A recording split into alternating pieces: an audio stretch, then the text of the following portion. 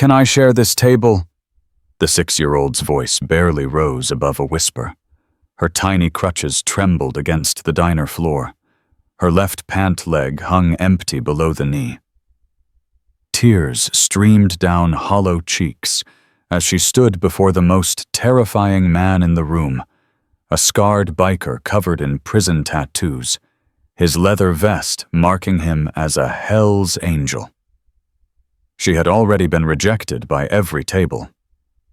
The young family pulled their children away. The church women whispered judgments. The elderly couple pretended she didn't exist. Now she had nowhere left to go. The biker looked up from his burger. What he saw in her eyes made his blood run cold.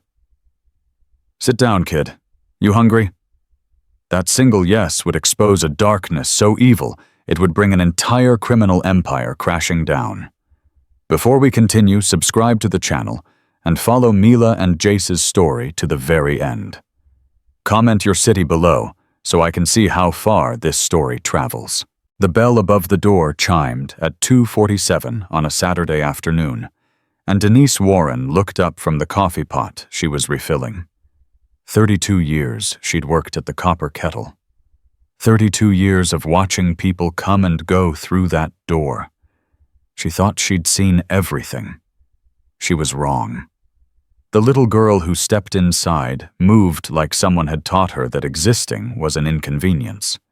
Tiny aluminum crutches supported her thin frame. Her right leg bore all her weight, while her left pant leg hung empty, pinned up below where her knee should have been. 6 years old, maybe. Hollow cheeks. Eyes that darted around the room like a rabbit searching for the fox.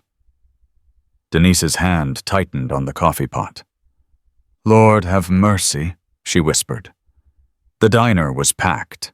Saturday afternoon meant every booth was full, every table occupied with the regular crowd of Cedar Ridge, Tennessee. Population 4,200. The kind of place where everybody knew everybody's business, and strangers stood out like a sore thumb. This child was definitely a stranger. Tap, scrape, tap, scrape. The sound cut through the comfortable noise of clinking silverware and easy conversation. Heads turned. Voices lowered. That uncomfortable silence that happens when people see something they don't want to acknowledge but can't quite look away from. The girl stopped at the first booth. A young couple sat there with their daughter, a girl about the same age, pink bow in her hair, chocolate milkshake in front of her. The kind of picture-perfect family that belonged on a Christmas card. "Excuse me." The little girl's voice was barely a whisper. "Can I sit here? I'm really tired." The mother's reaction was instant. Her arm shot out, pulling her daughter closer. Her eyes swept over the child's crutches, her empty pant leg, her worn clothes. "We're having family time," she said. "Not mean exactly, just cold. Final." The father didn't even look up from his phone. The little girl on crutches nodded like she'd expected this. Like rejection was so familiar it barely registered anymore.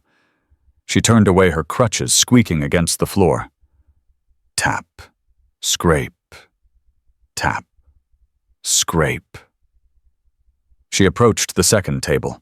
3 men in golf shirts probably just finished 18 holes at the country club, laughing about something beers half finished in front of them. "Sir," her voice cracked. "Can I please sit down just for a minute?" One of them glanced at her, then looked at his friends with raised eyebrows. Something passed between them, an unspoken agreement. "Sorry, kid. We're in a meeting." They weren't in a meeting. They were drinking beer and talking about golf. But lying was easier than helping. The girl's shoulders dropped another inch. Tap, scrape, tap, scrape. Denise watched from behind the counter, her chest tight. She should do something. She knew she should do something. But the lunch rush wasn't over, and she had 6 tables waiting for refills, and getting involved in other people's business had never been her strong suit. Someone'll help her, she muttered to herself. Someone always does. But nobody did. The girl reached the third table. 4 women, probably in their 60s, dressed in their Sunday best, even though it was Saturday. Floral prints, pearl necklaces, Bibles stacked neatly beside their sweet teas. They'd probably just come from the women's auxiliary meeting at First Baptist. "Ma'am," the little girl's voice shook now. Her right leg trembled with exhaustion. "Please, can I just rest for a minute? I walked really far." One of the women leaned toward the others, her hand cupping her mouth like she was sharing state secrets. "Where do you suppose her parents are?" she said, loud enough to hear, loud enough to hurt. Another woman clucked her tongue. "Some people shouldn't have children if they can't take care of them." The third woman was already pulling out her phone. "Should we call someone? This seems like a situation." Not one of them looked directly at the child. Not one of them offered her a seat. Not one of them asked if she was okay. The little girl's face crumpled. Just for a second. Then she rebuilt it brick by brick into something harder. Something that knew better than to expect kindness from strangers. Tap. Scrape. Tap. Scrape. She passed the elderly couple who'd been married 53 years and coming to this diner every Saturday since it opened. They suddenly found their meatloaf fascinating. She passed the table of teenagers who were too absorbed in their phones to notice the world around them. She passed the single mom with 3 kids who had her own problems and couldn't take on anyone else's. Table after table. Rejection after rejection. And then she reached the back corner. Jace Holloway had chosen this seat for a reason. Back to the wall. Clear view of every entrance. Years of survival instinct didn't disappear just because you were eating meatloaf. 45 years old, 6'3", 240 pounds of muscle earned in prison yards and construction sites. His arms were sleeved in ink that told stories he'd never speak out loud, a timeline of mistakes and survival etched permanently into his skin. A scar split his face from temple to jaw, courtesy of a knife fight in Brushy Mountain State Penitentiary 15 years ago. His nose had been broken 4 times, and his knuckles were scarred white from decades of defending himself against men who thought violence was conversation. But it was the vest that made people cross the street. Black leather worn soft with age. The Iron Wolves MC insignia stitched across the back. Patches that meant things to people who understood that world and meant dangerous to everyone else. He'd earned every single one of them, some with blood, some with loyalty, all with years of living a life most people couldn't imagine.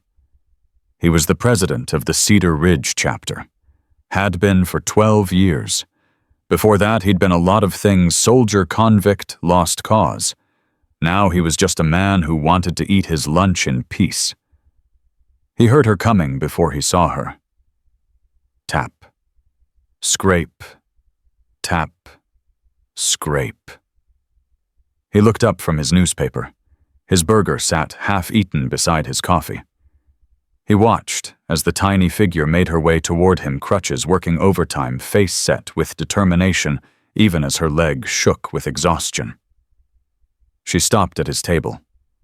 Their eyes met.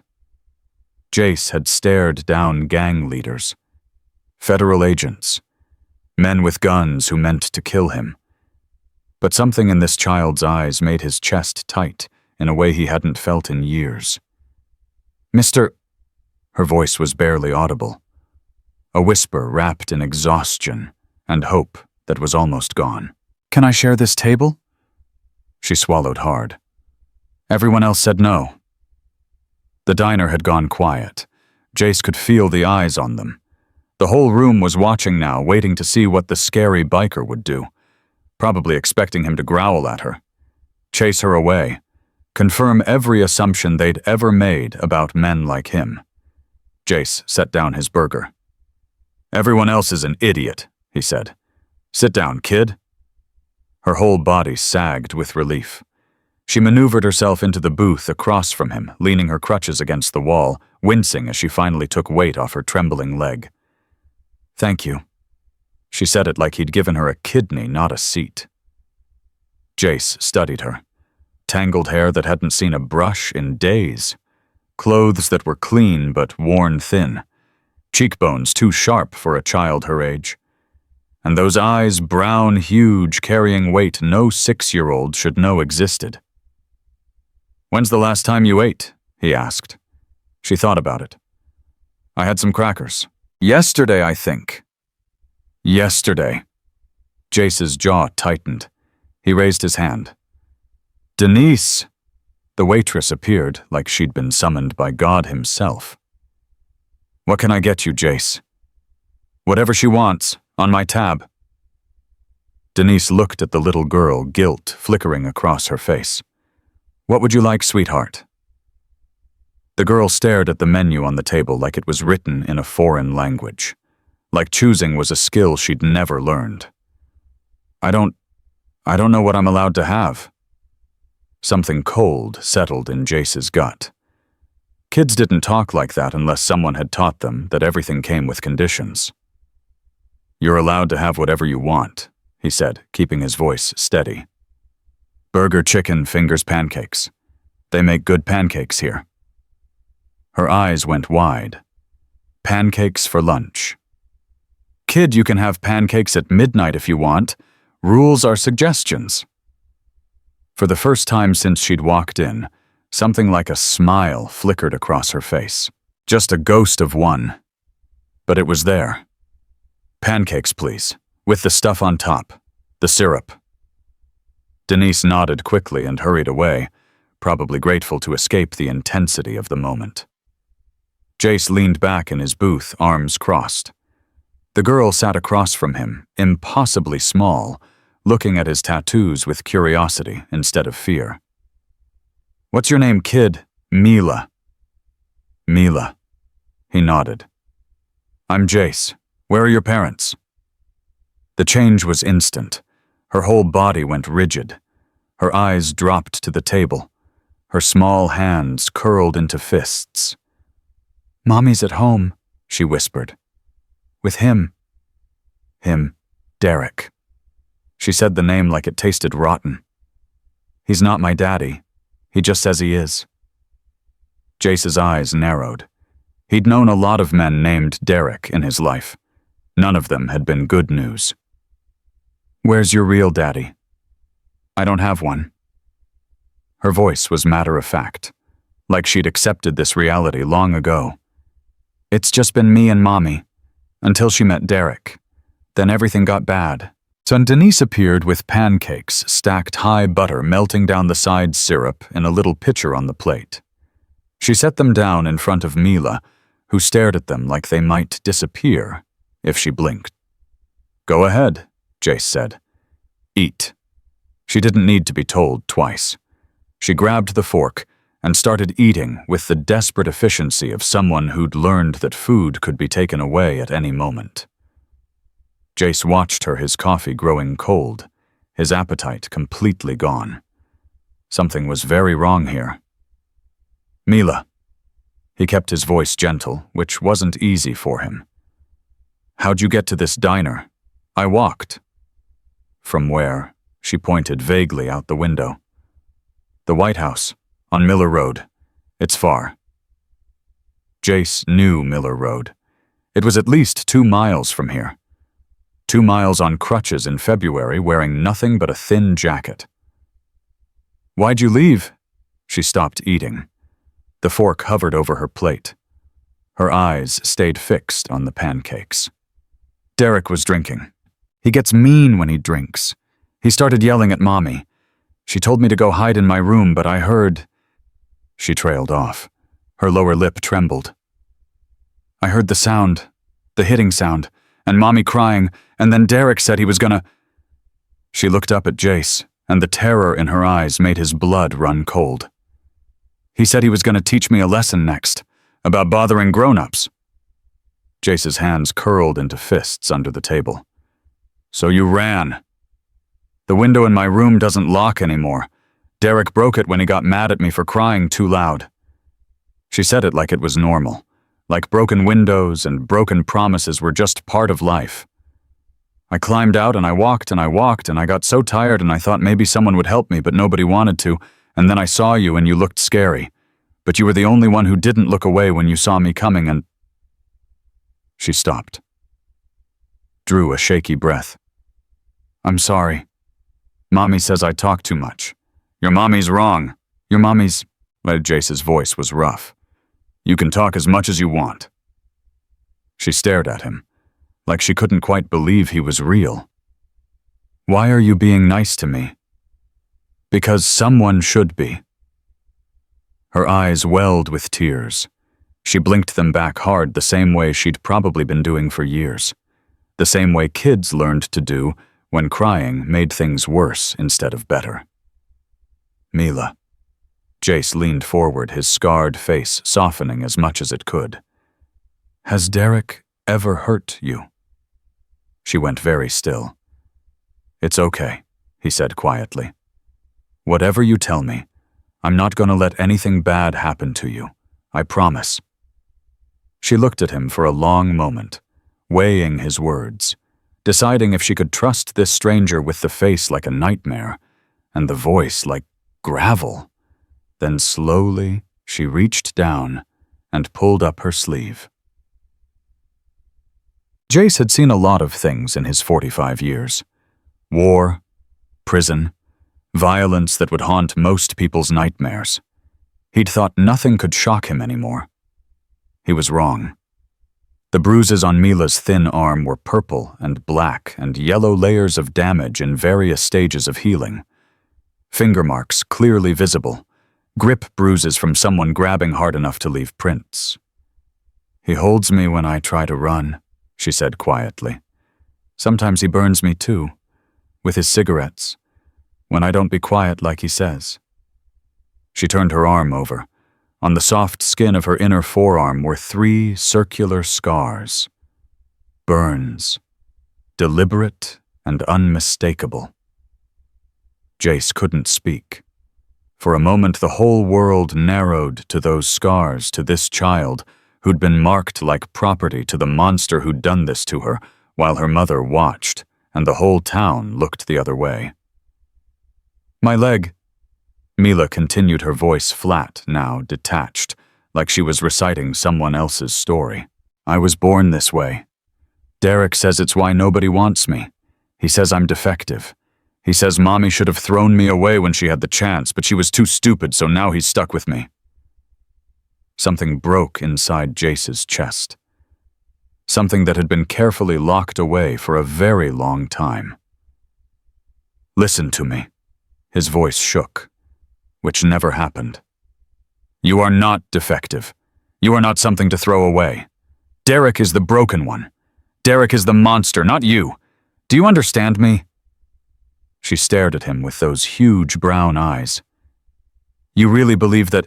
I know it, and before this day is over, he's going to know it too. For a moment, hope flickered in her face. Then it died, snuffed out by experience. Grown-ups always say they'll help, she whispered. Then they don't. They say they'll call the police, but Derek's cousin is the police.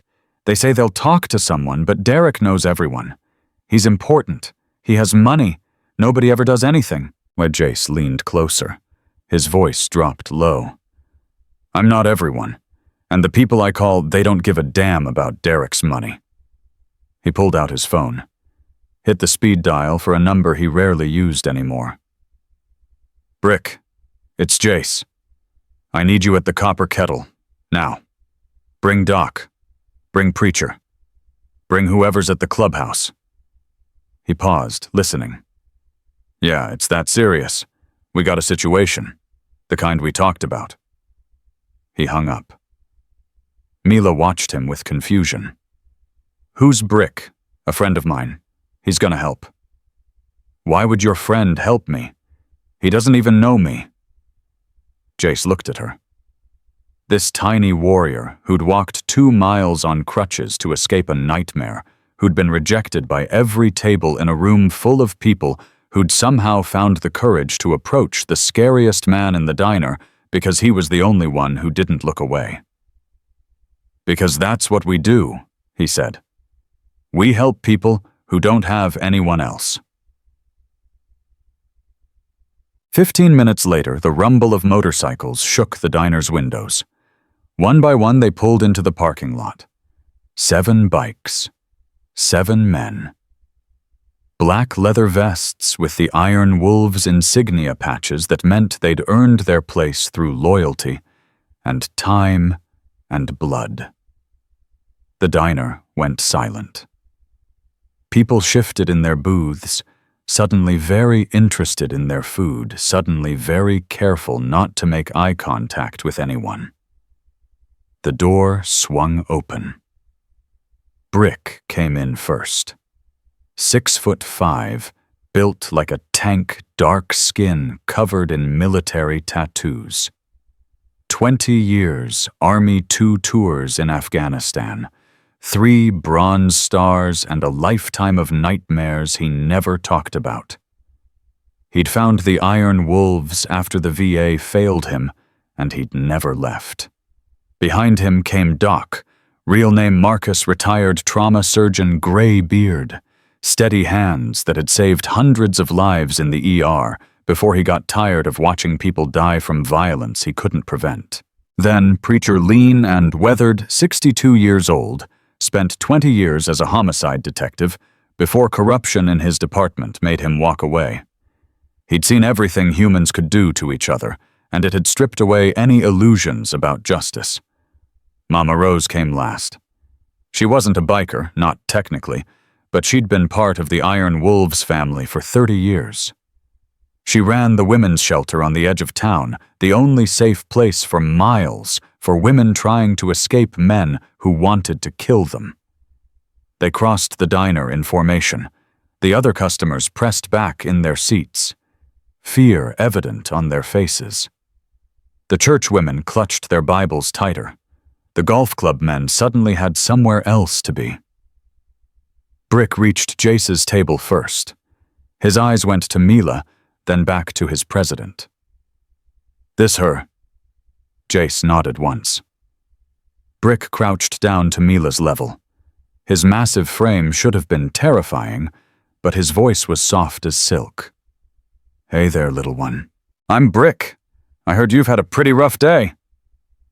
Mila pressed closer to Jace, but she didn't run, didn't scream, just watched this mountain of a man with wary curiosity. "You're big," she said. Brick smiled. "I get that a lot. You know what else I am? What? Hungry. Those pancakes any good?" Mila looked at her plate, looked back at Brick. Something loosened in her expression. "They're really good. They have the syrup. Man, I love syrup." Brick slid into the booth next to Jace, giving Mila space. The others arranged themselves around the table, creating a wall of leather and muscle between this child and the rest of the world. Doc leaned forward. "Mila, my name is Marcus. My friends call me Doc because I used to be a doctor. Would it be okay if I looked at your arm? Jace said you might have some boo-boos that need checking." Mila looked at Jace. "It's okay," he said. "Doc's good people. He helped patch me up more times than I can count." Slowly, she extended her arm.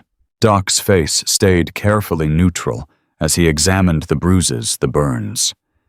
But Jace had known him for 15 years. He saw the muscle jumping in his jaw, the way his hands trembled slightly before he steadied them. "Sweetheart, I need to see your back too. Can you show me?" Mila hesitated. Then she turned around and lifted her shirt. Mama Rose made a sound like someone had punched her in the stomach. Brick's hands curled into fists. Preacher pulled out a small notebook and started writing. Jace didn't need to see what they were looking at. Their reactions told him everything. "How long, baby?" Mama Rose asked, gently reaching out to lower Mila's shirt back down. How long has he been hurting you? Mila thought about it. Since Mommy and me moved in with him. I was 4, I think. It's hard to remember before. 2 years. Preacher's voice was flat, dangerous. This has been going on for 2 years. Why didn't anyone help? Brick asked, directing the question to no one in particular. Teachers, doctors, neighbors. Derek is careful, Mila said quietly. He only hurts where clothes cover. And when Mommy tried to tell someone once Derek's cousin came to our house, the sheriff, he told Mommy that if she ever lied about Derek again, he'd make sure I got taken away and she'd never see me. Sheriff Wayne Vance, Preacher said. He was writing faster now. Derek Vance's cousin. I remember that piece of work. He was dirty 30 years ago when I was still on the job. Glad to see nothing's changed. So the cops are in on it, Brick said. Child services. Derek's lawyer got every report buried, Mila said. She spoke like she was repeating something she'd overheard. Mommy said so. She said we were trapped. She said there was no way out. There's always a way out, Jace said. His voice was quiet, but it carried the weight of absolute certainty. Sometimes you just need the right people to help you find it. He looked around at his brothers and sisters, these people who'd built their lives on the margins who society had judged and dismissed and feared. These people who understood that sometimes the system was the enemy, and justice had to be taken by those willing to fight for it. What's the play, Prez? Brick asked. Jace's jaw tightened. Doc, I need medical documentation. Everything you can photograph, measure, record. I want evidence that will hold up in any court. Already on it. Doc was pulling out his phone. Preacher, contact your friend at the state AG's office, the one who's been looking for a way into Cedar Ridge for years. Tell her Christmas came early. On it. Mama Rose, get the shelter ready. Mila's mother is still in that house. We're going to get her out. I'll make the calls. Brick. Jace met his sergeant-at-arms eyes. Find out everything about Derek Vance. Every business deal. Every property. Every dollar that doesn't add up. If this guy's as connected as it sounds, he didn't get that way by being clean. Brick nodded. Mila watched all of this with wide eyes. You're really going to help? She asked. All of you? Mama Rose crouched down beside her. Her weathered hands cupped Mila's face gently. Baby girl, let me tell you something. Every single person at this table has known what it feels like to be thrown away, to be told they're worthless, to have nobody believe them when they needed help most. She smiled softly. That's why we found each other. And that's why when we see someone like you, someone brave enough to walk 2 miles on crutches just to find safety, we don't look away. We stand up. Mila's lip trembled. But Derek is scary. He hurts people. And he knows everyone. Brick leaned forward with a grin that showed too many teeth. Little one, let me tell you something about Scary. Derek Vance has money. He has a corrupt sheriff cousin. He has lawyers and connections and all the things that make small people feel big. He cracked his knuckles. But he ain't never messed with the Iron Wolves. And after today, he's gonna wish he'd never touched you. 30 minutes later, Jace stood at the diner's window watching the street. Doc was in the back completing his documentation. Preacher was on the phone with the AG's office. Mama Rose was sitting with Mila braiding her tangled hair while telling her stories about butterflies and brave little girls who changed the world. Brick appeared at Jace's shoulder. Intel's coming in. And Derek Vance, 41, real estate developer, owns half the commercial property in Cedar Ridge, including 3 strip malls and an apartment complex on the east side. Brick's voice was low. But that's just the legit stuff. Word is he's been running prescription pills through those properties for years. Fake pharmacies in the strip malls. Distribution center in the apartment basement. Big money. Sheriff knows. Sheriff's in on it. Has been from the start. That's why no one can touch Derek. He's got the law in his pocket. Jace's expression didn't change, but his eyes went cold. Who else? Still digging.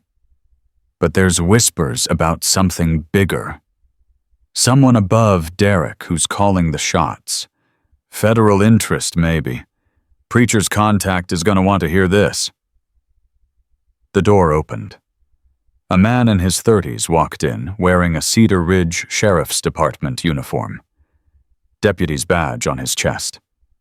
He looked around the diner until his eyes landed on Mila. Well, well, there she is. The whole room went tense. The deputy swaggered toward their table, hand resting on his belt like he was walking into a bar in a bad Western movie. Hey there, sweetie. Your daddy's been looking everywhere for you. Let's get you home. Mila shrank back, pressing against Mama Rose. Her face had gone white. He's not my daddy. Now don't be difficult. The deputy reached for her arm. Derek's real worried. Come on, let's... A hand closed around the deputy's wrist. Brick's hand. The deputy froze. She said he's not her daddy. Brick's voice was pleasant enough, but his grip tightened until the deputy winced. Which means you're trying to take a child to someone who's not her legal guardian. That's kidnapping, ain't it, Preacher? Preacher didn't look up from his phone. Sure sounds like it to me. The deputy's face flushed red. You think you bikers can interfere with official police business? I've got the authority to... To what? Jace stepped forward, his voice cutting through like a blade. Drag a 6-year-old girl back to a house where she's been beaten and burned for 2 years. We've got photographs, deputy. Medical documentation. Your cousin's been torturing a child and you're here to help him cover it up. The deputy's eyes darted around the room. Other customers were watching now. Some had their phones out. This is a family matter. Internal affairs. State Attorney General's office is very interested in Cedar Ridge's internal affairs, Preacher said calmly, still writing in his notebook. In fact, I just got off the phone with Assistant A.G. Martinez. She's sending someone down personally. Should be here by morning. The deputy's face went from red to white. You can't. Derek's gonna what? Brick released his wrist. Go ahead and run back to tell him. Tell him the Iron Wolves have the girl. Tell him we're not afraid of his lawyers or his money or his badge-wearing lackeys. Tell him if he so much as thinks about coming near this child again, we'll make sure every federal agency from here to Washington knows about every pill he's pushed and every dollar he's laundered. The deputy stumbled backward. You're making a mistake, he said. Derek Vance has friends everywhere, powerful friends. You have no idea who you're messing with.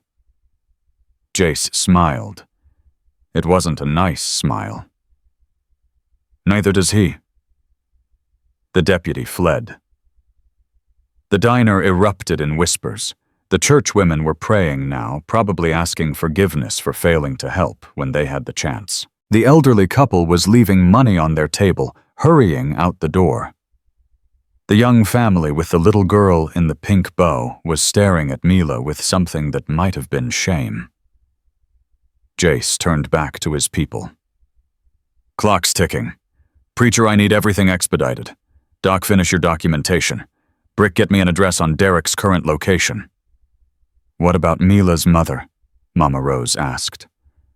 Jace looked at the little girl, still pressed against Mama Rose's side, watching him with those huge eyes.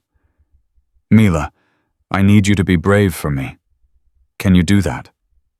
She nodded solemnly. I need you to tell us everything you know about where your mommy is right now. The more you can tell us, the faster we can help her. Mila's hands twisted in her lap. She's at home. Derek doesn't let her leave when he's drinking. He locks all the doors and takes her phone. But... She hesitated. There's a window. In the laundry room. Derek forgot to put locks on it because he never goes in there. Mommy showed it to me. She said if things ever got really bad, that's how we could get out. That's perfect. Jace crouched down to her level, his scarred face softening. You did so good, Mila. You're the bravest kid I've ever met. Braver than you? The question surprised a laugh out of him. Way braver than me? I never walked 2 miles on crutches when I was 6. She almost smiled. Almost. Is Mommy gonna be okay? Jace looked at Brick. A silent conversation passed between them. We're gonna do everything we can, he said. That's a promise. Outside, the rumble of more motorcycles filled the street. The Iron Wolves were gathering. Word had spread. Brothers from the next county. Sisters from the Women's Auxiliary. Friends of friends who'd heard something was happening and wanted to help. Within an hour, there were 20 bikes in the parking lot. Jace stood on the diner's porch, looking at the faces of people who'd built their lives outside the system. Outcasts and misfits and broken people who'd found family in each other. Most of you know why we're here, he said. A 6-year-old girl walked 2 miles today to escape a house where she's been tortured for 2 years. Her mother is still trapped there. The sheriff's department is compromised. The system has failed this family in every way possible. He let that sink in. Tonight we're going to correct that failure. Brick's team will extract the mother. Mama Rose's people will secure safe housing. Doc and Preacher will coordinate with state authorities. The rest of you. His eyes swept the crowd. We need eyes everywhere. Derek Vance is connected. And when he finds out we're coming for him, he's going to try to run. He won't get far, someone called out. No, Jace agreed. He won't. Inside the diner, Mila watched through the window as the man who'd given her a seat when nobody else would stood before an army of leather and chrome and fierce determination. Mama Rose, she asked quietly. Yes, baby. Is this real? Mama Rose pulled her closer. This is as real as it gets, sweetheart. Sometimes when everything seems darkest, that's when the light shows up. You just have to be brave enough to ask for help. I almost didn't, Mila whispered. I almost gave up before I got to his table. But you didn't. But I didn't. Mama Rose kissed the top of her head. That's why you're gonna be just fine. You've got a fighter's heart, just like your new family. Outside, engines roared to life, and somewhere across town, a monster named Derek Vance had no idea that his world was about to come crashing down around him. All because a 6-year-old girl asked to share a table with a biker. The sun had dropped below the tree line when Brick pulled his motorcycle to a stop 3 blocks from Derek Vance's house on Miller Road. Behind him, 2 more bikes killed their engines. Tank and Rico brothers who'd done extractions before, who knew how to move quiet and think fast. Brick pulled out his phone and dialed Jace. We're in position. White House green shutters just like the kid said. Truck's in the driveway. He's home. What about the mother? No visual yet. Curtains are drawn. But there's movement inside. Shadows passing the windows. How many? Hard to tell. At least 2. Maybe 3. Jace's voice went hard. 3 means he's got company. Could be the deputy. Could be someone else. Could be trouble. Can you handle it? Brick looked at Tank and Rico. Both men nodded. We can handle anything. Then get her out, whatever it takes. Brick hung up and turned to his brothers. You heard the man. Tank, you take the back. Rico, you're with me on the laundry room window. We move in 5. What about Derek? Rico asked. Brick's jaw tightened. If he gets in the way, he becomes a problem, and I solve problems. Back at the diner, Mila was falling asleep. She'd fought it for hours, her eyes snapping open every time they started to close, her body jerking awake at every sudden sound. But exhaustion was winning. 2 miles on crutches. Years of fear. One impossible day that had turned everything upside down. Mama Rose had moved her to a booth in the corner, away from the windows, wrapped in a blanket someone had brought from the clubhouse. Doc sat nearby, pretending to read a newspaper, but really watching her, breathing her color, the way her hands still twitched even in sleep. "She's gonna need therapy," he said quietly to Jace. "Years of it. The physical damage will heal. The rest..." He shook his head. "That takes longer. She'll get whatever she needs." "You sound pretty sure about that." Jace watched the little girl sleep, her face finally peaceful, for the first time since she'd walked through that door. "I'm sure." Preacher approached, phone in hand. "A.G. Martinez is sending a team. They'll be here by midnight. She's been building a case against the Vance operation for 2 years, but couldn't get anyone local to cooperate. Said our call was the break she's been waiting for." "What does she need from us?" "Everything we've got. Doc's medical documentation. Mila's testimony when she's ready. And..." Preacher hesitated. "She wants the mother. Sarah. Says her testimony could blow the whole thing open. Apparently Derek's been using her to sign documents, move money. She knows where all the bodies are buried." "Figuratively. Let's hope so." Jace's phone buzzed. Brick's name on the screen. "Talk to me." "We've got a problem, Prez." Sarah Mitchell heard the footsteps before she saw them. Heavy boots on hardwood. Derek's boots. Coming down the hallway toward the bedroom where she'd been locked for the past 6 hours, ever since Mila had disappeared, and Derek had started drinking, and everything had spiraled into the familiar nightmare she'd been living for 2 years. The door crashed open. Derek filled the doorway. 6'1", 200 pounds, expensive clothes, now rumpled and stained with whiskey. His face was red, his eyes bloodshot, his hands curled into fists. "Where is she?" Sarah pressed herself against the headboard. "I don't know. I told you I don't know. She must have..." "Don't lie to me." He crossed the room in 3 steps and grabbed her hair, yanking her head back. "That deputy just called. Said a bunch of bikers have her at some diner. Said they're talking to the state attorney general. Said they have pictures." Sarah's heart stopped. Pictures. They had pictures. "Derek, please." "You told her, didn't you?" His grip tightened. "You told her how to get out. That window in the laundry room. You've been planning this."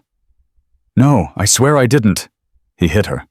Open palm across the face, hard enough to make her ears ring. She'd learned not to scream years ago. Screaming made it worse. 2 years. Derek's voice was deadly calm now, which was somehow more terrifying than the shouting.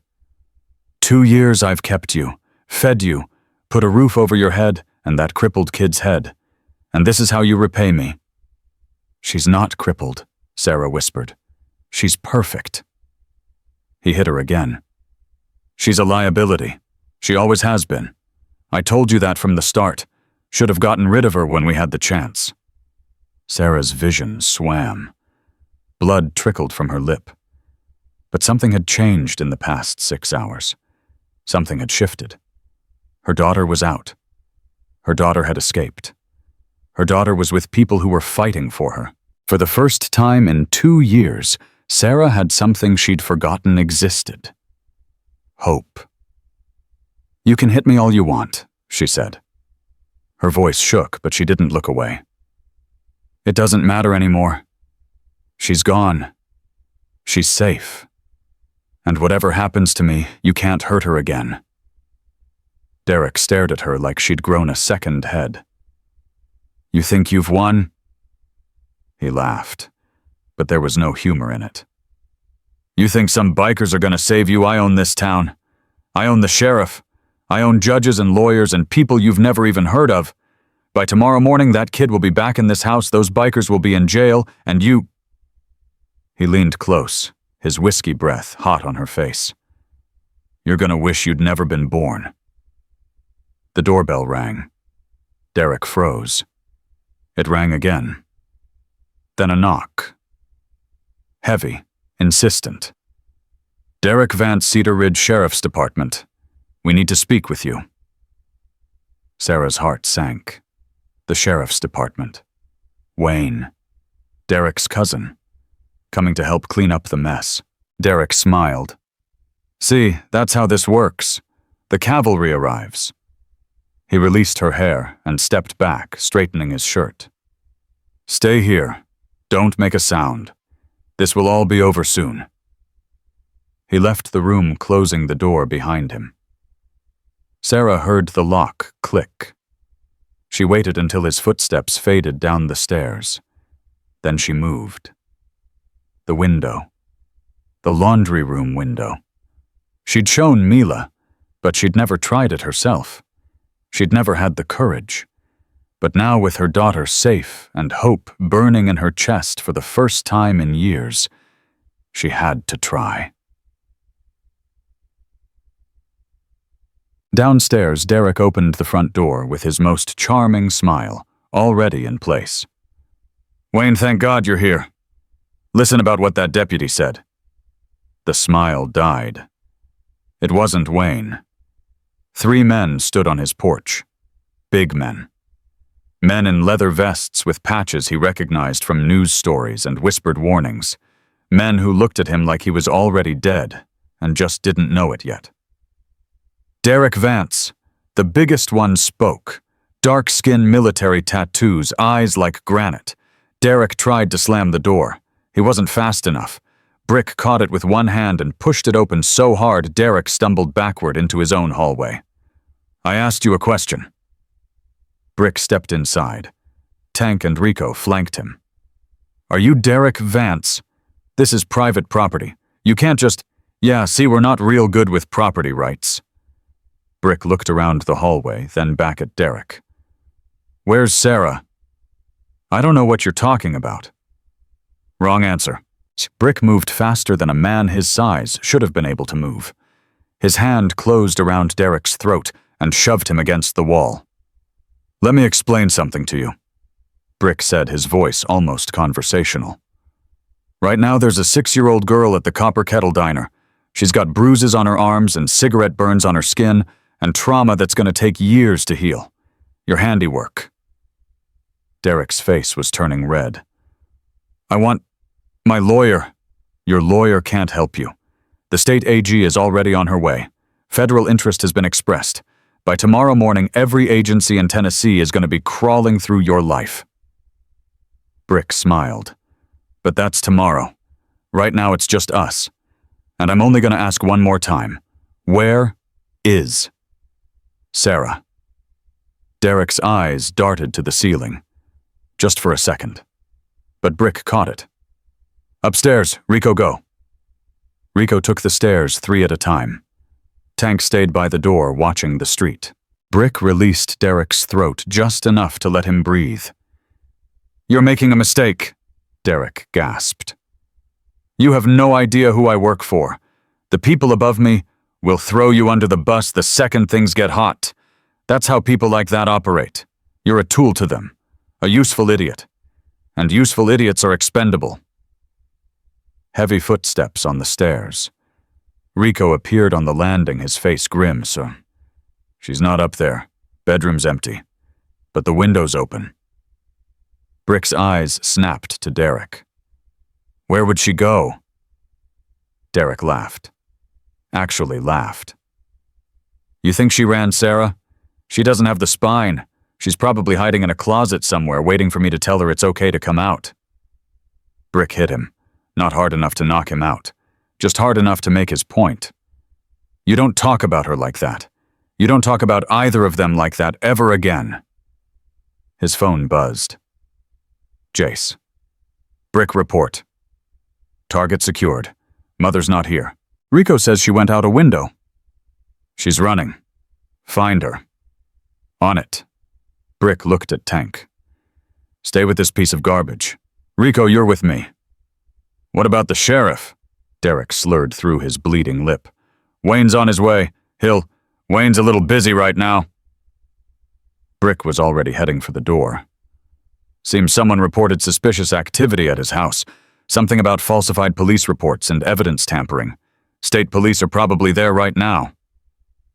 Derek's face went white. You can't. Already did. Welcome to your worst nightmare, Derek. It's just getting started. Sarah ran. She didn't know where she was going. Didn't have a plan.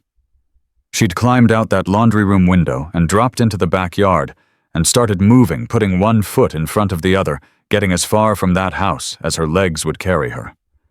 Her face throbbed where Derek had hit her. Her ribs ached from last week when he'd kicked her for burning dinner. Every breath hurt. But she kept running. Miller Road was dark. No streetlights out here, just the occasional porch light from houses set back from the road. She stayed in the shadows, flinching at every car that passed, convinced each one was Derek coming to drag her back. She'd made it maybe half a mile when she heard the motorcycles. 2 of them coming up fast behind her. She dove off the road into someone's bushes, pressing herself flat against the ground, trying to disappear. The bikes slowed. Stopped. Sarah Mitchell. She didn't move. Didn't breathe. Ma'am, my name is Brick. I'm with the Iron Wolves MC. We have your daughter. Sarah's whole body went rigid. She's safe. She's at the Copper Kettle Diner with our people. She's been asking for you. It could be a trick. Derek was clever. He could have paid these men, sent them to find her, bring her back. She told us about the laundry room window. She told us you showed it to her. You're the one who gave her a way out. Sarah's eyes stung with tears. Ma'am, I know you're scared. I know you've got no reason to trust strangers, but I promise you on my life, on everything I believe in, we're here to help. Your daughter needs you. Will you come with us? Slowly, painfully, Sarah pushed herself up from the bushes. Her clothes were torn. Her face was swelling. She looked like exactly what she was, a woman who'd been beaten down for years and was finally fighting her way back up. Brick's expression softened when he saw her. Jesus. Rico, call Doc. Tell him we've got another patient. Sarah's voice was hoarse. Mila, is she really okay? She's more than okay. She's the bravest kid I've ever met. Walked 2 miles on crutches to find help. Sarah covered her mouth with her hand. That's my girl. That's my brave girl. Yeah, it is. Now let's get you to her. He helped her onto the back of his bike. She'd never ridden a motorcycle before. Had never done a lot of things before Derek had made her world so small. As they pulled away, she looked back at the road she'd run down, at the darkness she was leaving behind. She didn't look back again. Mila was awake when they arrived. She'd heard the bikes and shot upright, the blanket falling from her shoulders, her eyes wide and searching. Is that... The diner door opened. Sarah stepped inside. For a moment, mother and daughter just stared at each other. Sarah's face was bruised and swelling. Mila's was tear-streaked and exhausted. They'd both been through hell separately and together, and now here they were, on the other side. Mommy! Sarah was across the diner in 3 steps, falling to her knees in front of the booth, pulling her daughter into her arms. Baby, my baby, I'm here. I'm here. Mommy, I was so scared. I didn't want to leave you, but he was going to hurt me, and you said if things got really bad to use the window, and you did exactly right. Sarah was crying now, holding Mila like she might disappear. You were so brave. So brave. The scary man saved me. The one with all the tattoos. He gave me pancakes. Sarah looked up at Jace, who stood a few feet away watching the reunion with an expression he couldn't quite name. Thank you, she whispered. I don't know who you are or why you helped her, but thank you. Jace shook his head. Don't thank me yet. We've still got work to do. Doc moved forward, medical kit in hand. Sarah, I need to look at those injuries. We're building a case against Derek, and documentation is whatever you need. Sarah didn't let go of Mila, but she turned so Doc could see her face. Whatever helps put him away, I'll do it. Preacher pulled up a chair. I hate to do this right now, but we're running out of time. The AG's team will be here in a few hours. They're going to want to know everything. About Derek, about his operation, about who else is involved. Sarah's grip on Mila tightened. If I talk, he'll kill me. He's told me that 100 times. He knows people. Dangerous people. Those people are about to have their own problems, Preacher said. The whole network is coming down. Derek, the sheriff, everyone connected to them. But we need your testimony to make sure they stay down. I don't know everything. He didn't tell me details. But you know something. Sarah hesitated. I know about the properties, the strip malls where the pills come through. I know about the apartment complex where they package everything. I know... She swallowed hard. I know about the offshore accounts. He made me sign papers, tax documents, things I didn't understand. Preacher's eyes lit up. That's called money laundering, Sarah, and that's federal. Will that help? That'll help put him away for the rest of his life. Mila tugged on her mother's sleeve. Mommy, does this mean we don't have to go back? Sarah pulled her closer. We're never going back. Ever. Promise, I promise, baby. Whatever happens, I will never let him hurt you again. 2 hours later, the AG's advance team arrived. Assistant Attorney General Carmen Martinez was a small woman with sharp eyes and a reputation for taking down the untouchable. She'd spent 2 years building a case against the Vance operation, hitting wall after wall, watching witnesses disappear and evidence get buried. Tonight, those walls were coming down. She sat across from Sarah at a booth in the corner, a recorder on the table between them, and listened. For 3 hours, she listened. Sarah told her everything. The properties, the accounts, the names she'd heard, whispered during late-night phone calls, the documents she'd signed without understanding what they meant. When she was done, Martinez leaned back and let out a slow breath. Do you understand what you've just given us? Sarah shook her head.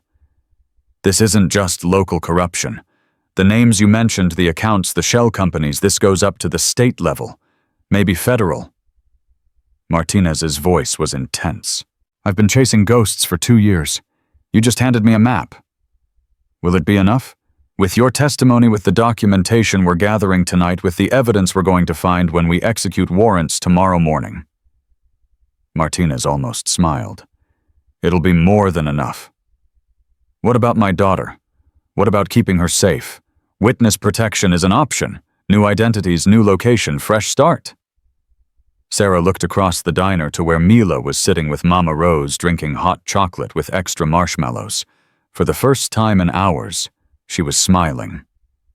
Can I think about it? Take all the time you need.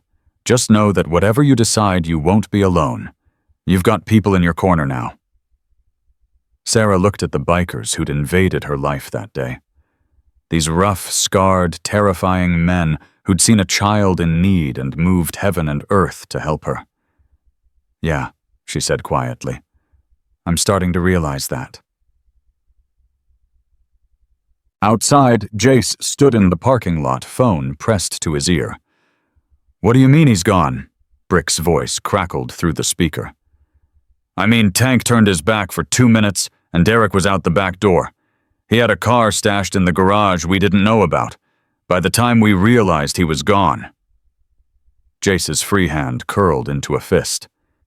Any idea where he's headed? Rico's checking traffic cameras, but this isn't exactly a surveillance state out here. He could be anywhere. He's gonna run. He knows it's over. He's gonna try to get out of the state, maybe out of the country. Want me to put out the word? Jace thought about it. Derek Vance running scared with everything closing in around him. A desperate man with resources and connections and nothing left to lose. Dangerous. Put out the word. Every chapter, every ally, every friend we've got between here and the border. Derek Vance doesn't get away. Not after what he did to that little girl. And if we find him? Hold him for the feds. We're not judge and jury. We're just the net. Understood. Jace hung up and stared at the night sky. Stars were coming out bright and cold and indifferent to the drama playing out below. The diner door opened behind him. Jace, Mila's voice, small and uncertain. He turned. She stood in the doorway on her crutches, blanket wrapped around her shoulders, that hot chocolate still clutched in one hand. Hey, kid, you should be resting. I can't sleep. She hobbled toward him, her crutches clicking on the concrete. My brain won't stop thinking.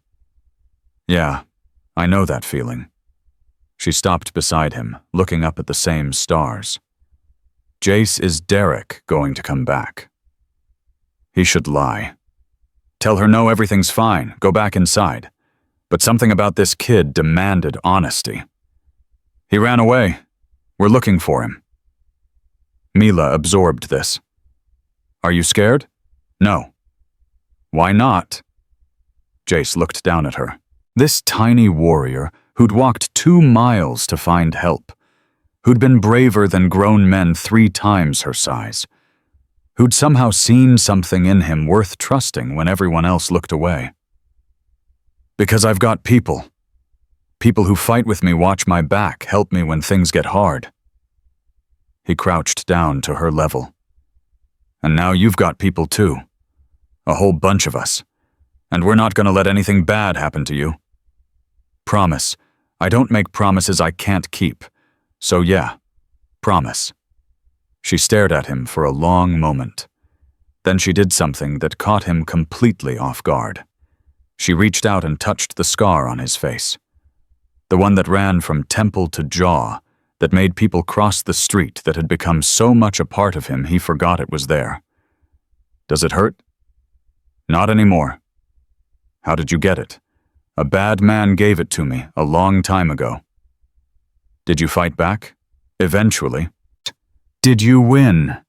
Jace thought about all the fights he'd won and lost over the years, all the scars, visible and invisible, all the ways he'd been broken and put himself back together.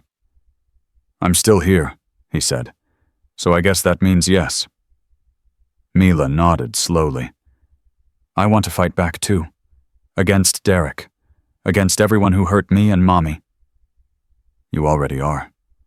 Every day you wake up and keep going, that's fighting back. Every time you're brave when you want to give up, that's fighting back. He stood his knees, protesting. The biggest fight isn't against the bad guys, kid. It's against the voice in your head that tells you to quit. And you've been winning that fight your whole life. Mila's eyes welled with tears. Nobody ever told me that before. Well, I'm telling you now. And I'm always right, so you can take it to the bank. She laughed, a real laugh wet with tears but genuine. You're not always right. I'm right about this. The diner door opened again. Sarah stepped out, worry creasing her face until she spotted them. Mila, baby, you need to rest. I know, Mommy. Mila looked up at Jace one more time. Thank you. For the pancakes. And for everything else. Anytime, kid. She hobbled back to her mother, who wrapped an arm around her shoulders and guided her inside. At the door, Sarah paused and looked back at Jace. You didn't have to do any of this, she said. You don't know us. You don't owe us anything. Jace shrugged. That's not why you help people. Then why? He thought about it. Really thought about it. Because someone should. And because I was standing there when she needed someone. He looked away. In my experience, that's usually how it works. You don't go looking for the moment that changes everything. It just walks through the door and asks to share your table. Sarah's eyes glistened. She nodded once, then disappeared inside. Jace stood alone in the parking lot, surrounded by motorcycles and silence, and waited for news about a monster who was still out there somewhere in the dark. At 3:47 a.m., his phone rang. "Jace," Brick's voice was tight. "We found him." "Where?" "You're not going to believe this." "Try me." "He's heading back, toward Cedar Ridge. He's got a gun, and he's making calls. Whatever he's planning, he's not running anymore." Jace's blood went cold. "What kind of calls?" "Sheriff's Department calls. At least 3 deputies still loyal to Wayne. And something else we intercepted a text. It's an address." Brick paused. "It's the diner, Jace. He's coming here." Jace looked at the copper kettle behind him, at the lights in the windows, at the people inside who thought they were safe. "How long?" 20 minutes, maybe less." Jace started moving toward his bike, his body shifting into the gear he'd spent decades perfecting. The gear that meant violence was coming, and he intended to be ready. "Get everyone you can here, now." "Already on the way." "And Brick, if he gets past us, if he gets anywhere near that little girl—" "He won't." Jace swung onto his motorcycle, the engine roaring to life beneath him. "Make sure of it." Jace killed his engine 2 blocks from the diner and coasted the rest of the way in silence. His mind was racing through scenarios, calculating angles, measuring threats. 20 years of survival instinct, screaming at him that something wasn't right. Derek Vance was a coward, a bully who beat women and children because they couldn't fight back. Men like that didn't charge headfirst into confrontation. They ran. They hid. They let lawyers and money do their fighting. So why was he coming back? Brick was waiting in the parking lot when Jace arrived. 4 other brothers had materialized out of the darkness, positioned around the diner like sentinels. "Talk to me," Jace said, swinging off his bike. "He's 12 minutes out. Maybe less. 3 vehicles his car plus 2 Sheriff's Department cruisers. At least 5, maybe 6 men total. The deputies, they know what's happening. They know the AG is involved. Doesn't seem to matter. These are Wayne's boys, loyal to the family, not the badge." Jace's jaw tightened. Corrupt cops were the worst kind of enemy. They had training weapons and the arrogance that came with years of operating above the law. "What about our people inside? Doc's got Sarah and Mila in the back office. Mama Rose is with them. Preacher's coordinating with the AG's team. They're 20 minutes out with state police backup. 20 minutes is too long." "I know." Jace looked at the diner. Through the windows he could see the warm glow of lights, the shadows of people moving inside. People who were counting on him to keep them safe. "We need to get them out, now." "There's a back door, service entrance. Rico's bringing a van around." "Do it. Everyone who's not essential to defense goes out the back. Sarah, Mila, Mama Rose, they don't stay here. What about you?" Jace turned to face his sergeant at arms. "I'm going to have a conversation with Derek Vance." "Jace, he's not getting near that little girl. Whatever I have to do, whatever it costs, he's not touching her." Brick studied him for a long moment. They'd been brothers for 15 years, had bled together, fought together, buried friends together. He knew when Jace had made up his mind. "I'll cover the east approach. Tank's got the west. You need backup, you holler." "Always do." Brick moved off into the darkness. Jace stood alone for a moment, feeling the weight of what was coming settle over him like armor. Then he walked into the diner. Sarah knew something was wrong the moment she saw his face. "What is it? What's happening?" Jace kept his voice steady. "Derek's coming. He's got deputies with him. We need to move you and Mila right now." Sarah's face went white. No, he can't. We were supposed to be safe here." "You will be safe, but not here. Rico's got a van out back. Mama Rose is going with you. We're taking you somewhere Derek can't find." "And what about you?" "I'm staying." Mila appeared from behind her mother, rubbing sleep from her eyes. "Jace, what's going on?" He crouched down to her level, the way he'd done so many times now. It felt natural. "Hey, kid, remember what I told you about having people who watch your back?" She nodded. "Well, right now I need you to trust those people. Rico and Mama Rose are going to take you somewhere safe while I handle some business here. Can you do that? Is Derek coming?" Jace hesitated. She deserved honesty. "Yeah, he is." Her small body trembled, but she didn't cry. Didn't scream. Just lifted her chin and looked at him with those huge brown eyes. "Are you gonna stop him?" "That's the plan. Promise." He put his hand on her shoulder. "I promise you this, he's never gonna hurt you again. No matter what happens tonight, that part is over. You understand?" She threw her arms around his neck. The hug was fierce, desperate, the grip of a child who'd learned that people left and didn't come back. "Don't die," she whispered. "Please don't die." Something cracked in Jace's chest, something that had been frozen for a very long time. "I'll do my best, kid." Mama Rose appeared at his elbow. "Van's ready. We need to go." Jace pried Mila's arms from around his neck and passed her to her mother. Sarah clutched her daughter tight, tears streaming down her face. "Thank you," she said, "for everything. If we don't see you again, you'll see me again." Jace's voice left no room for doubt. "Now go."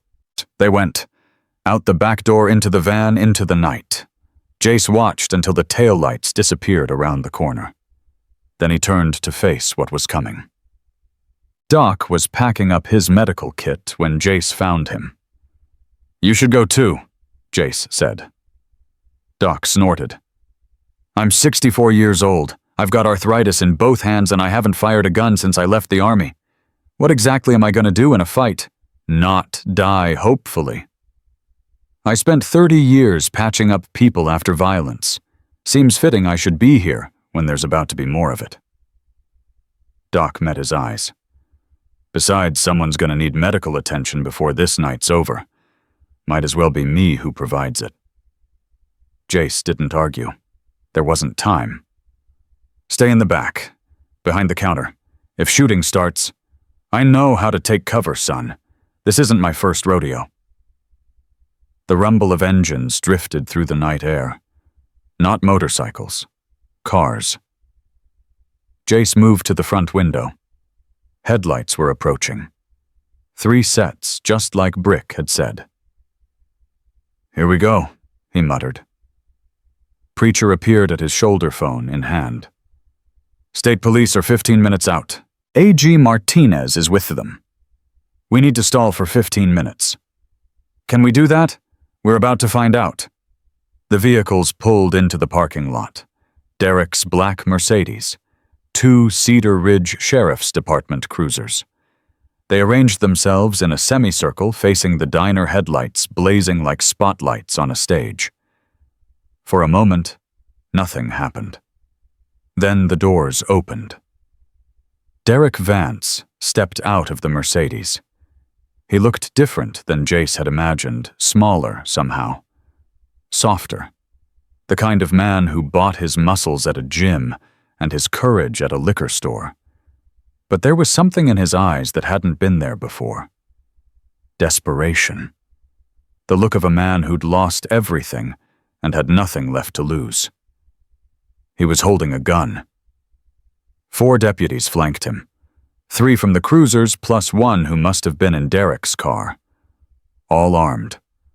All wearing that particular expression of men who'd made bad choices and were about to make worse ones.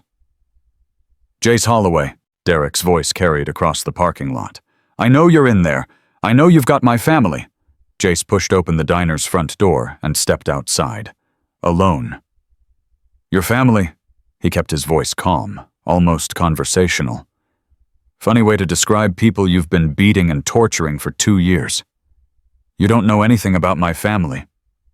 I know enough. I know you burned a 6-year-old girl with cigarettes. I know you broke her mother's arm when she tried to leave. I know you've been hiding behind your cousin's badge while you run drugs through half the county. Jace spread his hands. How am I doing so far?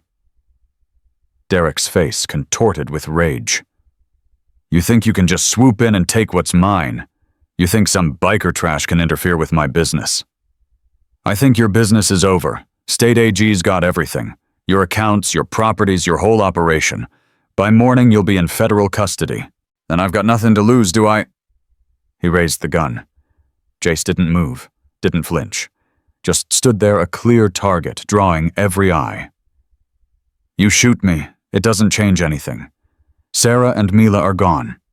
They're safe. You'll never find them. And you'll spend the rest of your life in prison knowing they're out there somewhere free of you forever. Shut up. Your cousin Wayne's already in custody. 3 of his deputies flipped within an hour. Everyone you thought was loyal, they're making deals right now trying to save themselves. I said, shut up. You're alone, Derek. You've always been alone. Men like you always are. Because you don't know how to love anything. You only know how to own it. Control it. Destroy it when it won't bend. Derek's hand was shaking now. The gun wavered in his grip. I'm going to kill you, he said. Then I'm going to find Sarah and Mila. I don't care how long it takes. I don't care where they go. I will find them. And I will... You won't. A new voice. Female. Strong. Sarah stepped out of the shadows at the side of the building. Jace's heart stopped. Sarah, what are you... I told Rico to stop the van. She walked forward past Jace toward her tormentor. Her face was still bruised. Her body still bore the marks of his cruelty. But her eyes were clear. Steady. Unafraid. Sarah. Derek's voice softened, shifted into something almost pleading. Baby, listen to me. We can work this out. Whatever they've told you, whatever lies they've... Lies. Sarah laughed, and it was a sound like breaking glass. You beat me for 2 years. You terrorized my daughter. You made us prisoners in our own home. And you think there are lies anyone could tell that would be worse than the truth of living with you. I loved you. You don't know what love is. Her voice rose, cracking with years of suppressed fury. Love doesn't leave bruises. Love doesn't burn a child. Love doesn't lock people in rooms and take their phones and threaten to kill them if they try to leave. Sarah, please. No. You don't get to please me anymore. You don't get to apologize or explain or charm your way out of this. It's over, Derek. Do you understand? It's over. Derek stared at her. Something shifted in his face. The desperation curdled into something uglier. If I can't have you, he said slowly, nobody can. He swung the gun toward Sarah. 3 things happened at once. Jace lunged forward, putting himself between Sarah and the weapon. Brick emerged from the darkness and tackled the nearest deputy. And Mila's voice cut through the chaos like a knife. Leave my mommy alone. Nobody had seen her slip out of the van. Nobody had noticed her making her way back to the diner on her crutches, moving through shadows driven by a 6-year-old's desperate need to protect her mother. She stood at the corner of the building, small and fierce and absolutely terrified, screaming at the monster who had haunted her nightmares for 2 years. Derek froze. For a moment, the whole world froze. Mila, Sarah breathed. No, baby, go back. She's not going anywhere. Derek's voice had changed. Gone cold. He swung the gun toward the little girl. Neither are any of you. Derek, don't! Sarah tried to move, but one of the deputies grabbed her arm. You want to play hero? Derek sneered at Jace. You want to save the poor little cripple and her pathetic mother, fine. Watch this. He took a step toward Mila. Then another. Jace moved without thinking. 15 years of prison survival, 20 years of violence, every fight he'd ever won or lost. It all came down to this moment. He hit Derek from the side, driving him to the ground. The gun went off the shot, going wild, punching through the diner's window. They rolled across the asphalt, grappling for control of the weapon. Derek was soft. Jace had been right about that. But desperation gave him strength, and the gun was still in his hand, and the second shot caught Jace in the shoulder. Pain exploded through him, white-hot and blinding. He felt his grip loosen, felt Derek scrambling away, felt the warm rush of blood soaking his shirt. "Jace!" Brick's voice somewhere distant. "Stay back!" Derek was on his feet now, gun trained on Jace's chest. "Everyone stay back, or I finish him." The world was going fuzzy at the edges. Jace pressed his hand against his shoulder, trying to slow the bleeding, trying to stay conscious. "You lose," Derek said.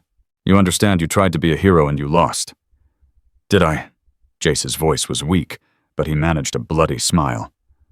"What, well, look around." Derek looked. The parking lot was surrounded. Not just the iron wolves, though they were there materializing from every shadow, but other people too. Townspeople. The cook from the diner wielding a cast-iron skillet. The elderly couple who'd ignored Mila, now standing with baseball bats. The young mother who'd turned her away holding her phone up and recording everything. Even the churchwomen were there, standing in their Sunday best at 4 a.m, faces set with determination. "What is this?" Derek's voice cracked. "This is what happens," Jace said, "when you hurt a child in front of a whole town. They might look away at first. They might pretend they don't see. But eventually," he coughed blood on his lips, "eventually they remember what they're supposed to be." "You're all going to jail," Derek screamed, waving his gun at the crowd. "All of you, this is obstruction. This is sirens. Distant but approaching fast. A lot of them." "That'll be the state police," Preacher said calmly, stepping forward from the crowd. "Along with Assistant AG Martinez and her team. I believe you're familiar with the concept of federal jurisdiction." Derek's face went white. No, this isn't. I have rights. I have lawyers." "You have the right to remain silent." The voice came from behind him. A woman in a dark suit, flanked by uniformed officers. "I'd strongly recommend you exercise it. Derek Vance, you're under arrest for assault, kidnapping, child abuse, drug trafficking, money laundering, and—" She paused to count on her fingers. "Actually, let's just say we'll be adding charges as we go. We've got time." "This is a mistake." Derek's voice had gone high and thin. "Do you know who I am? Do you know who I work for?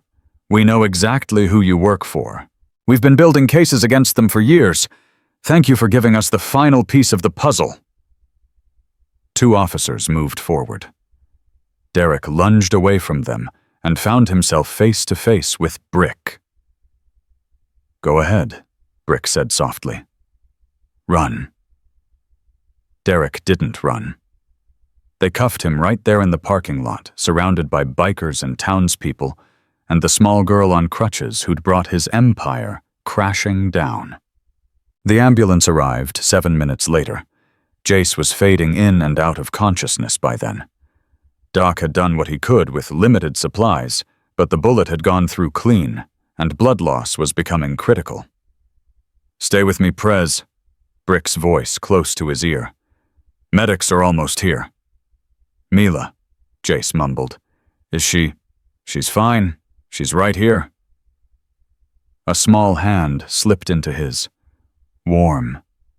Trembling. Alive. "Jace. Jace, you have to wake up." He forced his eyes open. Mila was kneeling beside him, tears streaming down her face, both her hands wrapped around his bloody one. "Hey, kid. You got shot. Noticed that." You said you wouldn't die. I said, he had to stop, gather his strength. I said I'd do my best. That's not good enough, her voice cracked. You promised. You promised you'd see us again. Mila. Sarah crouched down beside her daughter, pulling her close. Let the medics work. But he's hurt. He's hurt because of us. No. Jace's voice was barely a whisper now. Hurt because of him. Because of Derek. Never because of you.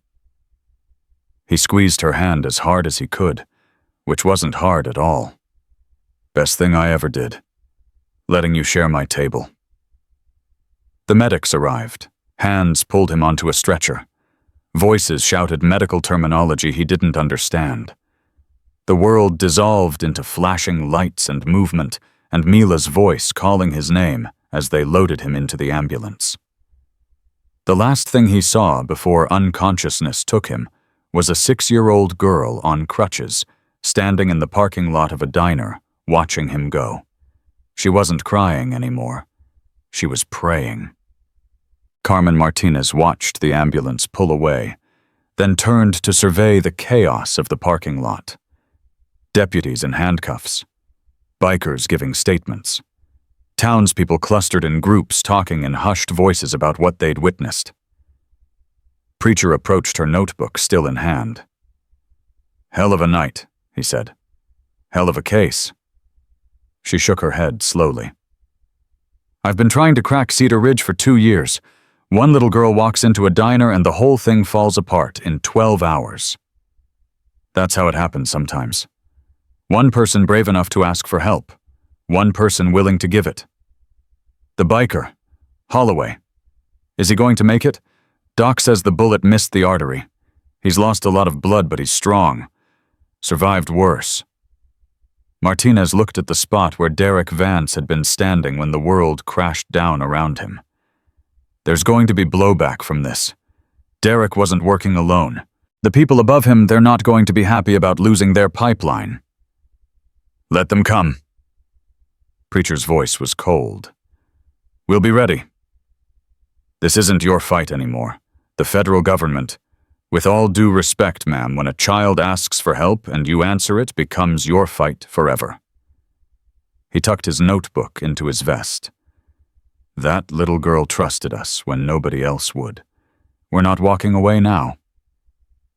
Martinez studied him for a long moment. Then she nodded.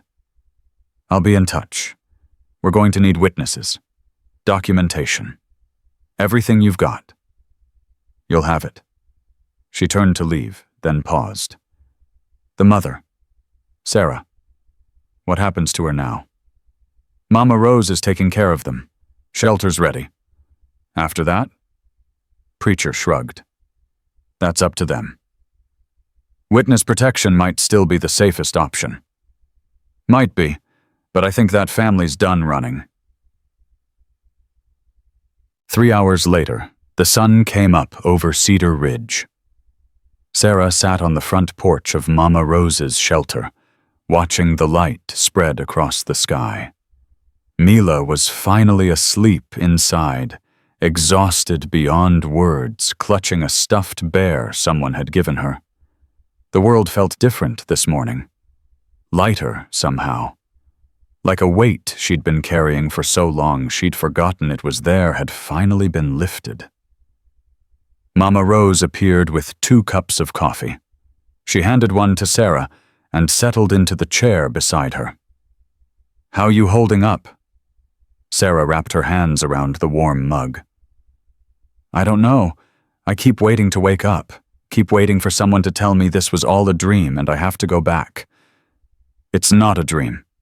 Derek's in federal custody. His whole operation is being dismantled. You and Mila are safe. Safe. Sarah tested the word like it was foreign. I don't think I remember what that feels like. You'll learn again. Takes time, but you learn. They sat in silence for a while, watching the sunrise. Jace, Sarah said finally. Have you heard anything? Brick called an hour ago. He's out of surgery. Lost a lot of blood, but they got the bullet out clean. He's gonna be okay. Sarah closed her eyes. Relief washed through her, so intense it was almost painful. He saved our lives. He did what he does, what they all do, find people who need help and help them. Mama Rose sipped her coffee. That's what the Iron Wolves are about. Always has been. Underneath the leather and the tattoos and the scary faces, they're just people who know what it feels like to be thrown away. So they pick up the pieces when they find them. I don't know how to thank them. You don't have to thank them. Just— Mama Rose paused, choosing her words carefully. Just live. That's all they want. For you and Mila to have a life. A real life, not the prison Derek kept you in. Get up every day, take care of your daughter, find out who you are when you're not afraid anymore. That's the best thank you any of them could ask for. The front door creaked open. Mila stood there on her crutches, hair tangled, eyes still heavy with sleep. Mommy. I'm here, baby. What's wrong? Mila hobbled out onto the porch. I had a dream about Jace. He was okay. He was smiling. Sarah pulled her daughter onto her lap, crutches and all. Jace is going to be fine. They fixed him up at the hospital. Really? Really? We can go see him later if you want. Mila nodded fiercely. Then she looked out at the sunrise, her face soft with wonder. Mommy, yes, baby. Is this what safe feels like? Sarah's throat tightened. She pressed her lips to her daughter's hair, breathing in the scent of her, feeling the warmth of her small body. Yeah, baby. This is what safe feels like. Mila was quiet for a moment. Then, I like it. Sarah laughed, tears spilling down her cheeks. Me too, baby. Me too. At the hospital, Jace opened his eyes. The room was white and beeping and smelled like antiseptic. He hated hospitals. Always had. But when Brick's face swam into focus beside the bed, he managed something like a smile. You look terrible, Brick said. Feel worse. Doc says you'll live. Bullet went clean through. You'll be out of here in a week. Can't wait a week. Too much to do. It can wait. Brick's voice was firm. The feds have Derek. The network's falling apart. Sarah and Mila are safe at the shelter. Everything's handled. Jace let his eyes close again. The drugs were pulling him under, making the world soft and distant. The kid, he mumbled. Mila, she okay? She's good. Asking about you constantly. Wants to visit as soon as they let her. Tell her. He had to fight to stay conscious. Tell her I kept my promise. I'll tell her. And Brick, yeah, thanks for having my back. Always, brother, always. Jace let the darkness take him, but this time it was peaceful. The darkness of rest, not fear. The darkness of healing, not harm. He dreamed of a little girl on crutches asking to share his table. In the dream, he said yes. 4 days after the shooting, Mila walked into Jace's hospital room carrying a piece of paper folded into a tiny square. Sarah tried to stop her at the door. Baby, he might be sleeping. I'm not sleeping. Jace's voice was rough, weaker than before, but his eyes were open. Let her in. Mila crossed the room on her crutches, moving faster than she had that first day at the diner. Something had changed in her. The fear was still there, probably always would be, but it wasn't running the show anymore. She stopped at the edge of his bed, suddenly shy. Hi? Hi yourself. Does it hurt? Only when I breathe. He tried to smile, or move, or think too hard. That's a lot of things. Tell me about it. She held out the folded paper. I made you something. Jace took it. With his good hand, his left arm was strapped to his chest, immobilized to let the shoulder heal. He unfolded the paper carefully, one corner at a time. It was a drawing. Crayon on white paper, the kind of art only a 6-year-old could create. 3 figures standing in front of a building. A tall man covered in scribbled tattoos. A woman with yellow hair. A small girl with 1 leg and 2 crutches. Above them, in careful letters that must have taken her forever to write, were 2 words, "My heroes." Jace stared at it for a long time. His jaw worked like he was trying to swallow something that wouldn't go down. "Mila," his voice cracked. I know it's not very good. The legs are too long and I couldn't get your face right because of all the scars, but it's perfect." She looked up at him, uncertain. "Really? Really? Best thing anyone's ever given me." Her face split into a grin so wide it transformed her entirely. For just a moment, she looked exactly like what she was supposed to be, a happy 6-year-old kid, innocent and hopeful and free. "Mommy helped me with the letters. I can write my name by myself, but Heroes has too many letters.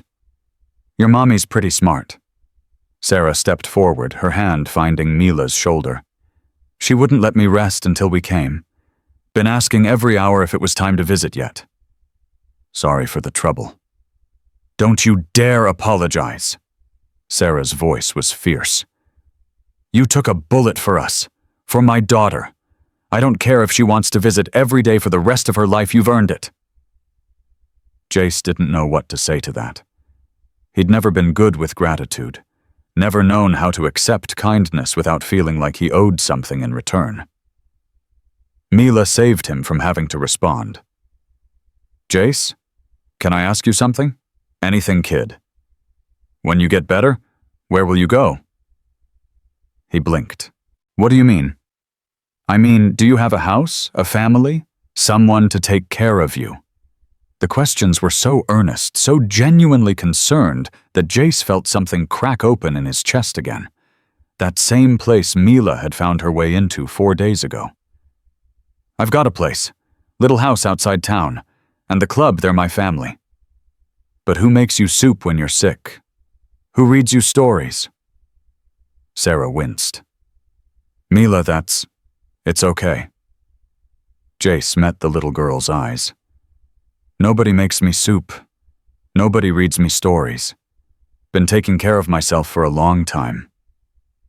Mila's face crumpled with something that looked like sorrow. "That's really sad. Never thought about it that way. Everyone needs someone to make them soup." She said it like it was obvious, like she was stating a law of nature. "When I was sick, Mommy always made me soup, even when Derek got mad about her using the kitchen." Jace looked at Sarah. Something passed between them, an understanding that didn't need words. "Tell you what," Sarah said slowly. "When Jace gets out of the hospital, maybe we can make him some soup, as a thank you." "Really?" Mila bounced on her crutches.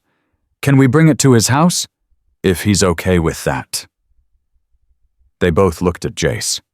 He should say no, should keep his distance, protect himself from getting too attached. That was what he'd always done. That was how he'd survived. But something about this kid, this mother, this impossible situation that had dropped into his life. "I'd like that," he heard himself say. "I'd like that a lot." Brick was waiting in the hallway when Sarah and Mila left. "You're getting soft, Prez." "Shut up. I'm serious. 4 days ago you were lone wolf Jace, eating burgers by yourself, not talking to anyone who wasn't wearing a patch. Now you're making soup dates with a 6-year-old. It's not a date. I know what I saw." Brick's voice softened. "And I think it's good. You've needed someone for a long time, whether you knew it or not." Jace didn't answer. He was still holding the drawing, his thumb tracing the crayon outline of the little girl with 1 leg. "Any news on Derek? Federal custody. They moved him to Nashville this morning. AG Martinez says the charges are piling up faster than they can file them. Drug trafficking, money laundering, tax evasion, assault, child abuse." Brick ticked them off on his fingers. He's looking at 3 consecutive life sentences minimum. "What about the people above him?" "That's where it gets interesting. Martinez has been working this case for 2 years, right? Derek was just a mid-level guy. The real money, the real power, it goes way higher. How high? State Senate high. Maybe federal.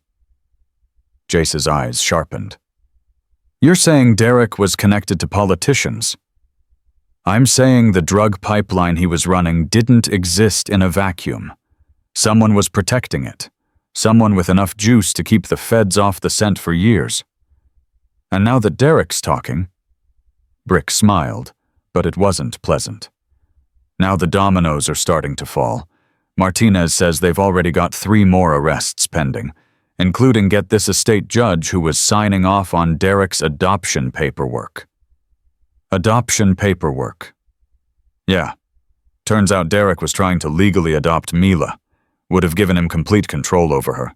No way for Sarah to take her and run. Jace's good hand curled into a fist. Son of a bitch. It gets worse. The judge who was going to approve it, he's part of the network. Has been for years. They weren't just moving drugs, Jace. They were moving kids. The world went red at the edges. Jace had seen a lot of evil in his life. Had done some evil himself, if he was being honest. But this, how many? They don't know yet. Martinez is pulling records going back 5 years. Could be dozens. And Mila was next on the list. If she hadn't run, if you hadn't been there, Brick's voice caught. She would have disappeared into the system, would have ended up God knows where. Jace looked at the drawing in his hand. The little girl with 1 leg. My heroes. We're not done, he said quietly. What do you mean? I mean, this isn't over. Derek's in custody, but the people who were going to take that little girl, they're still out there. Still operating. Still hurting kids. Jace, you've got a hole in your shoulder. I've had worse. The feds are handling it. Martinez has a whole task force. And how long did it take them to get anywhere? 2 years, 3. Meanwhile, how many kids fell through the cracks? Jace's eyes were burning now. We found Derek in 12 hours, Brick. 12 hours. Because we weren't following procedure. We were following a scared little girl who needed help. Brick was quiet for a long moment. What are you thinking? I'm thinking the Iron Wolves just found a new mission. The next morning, Carmen Martinez showed up at the hospital.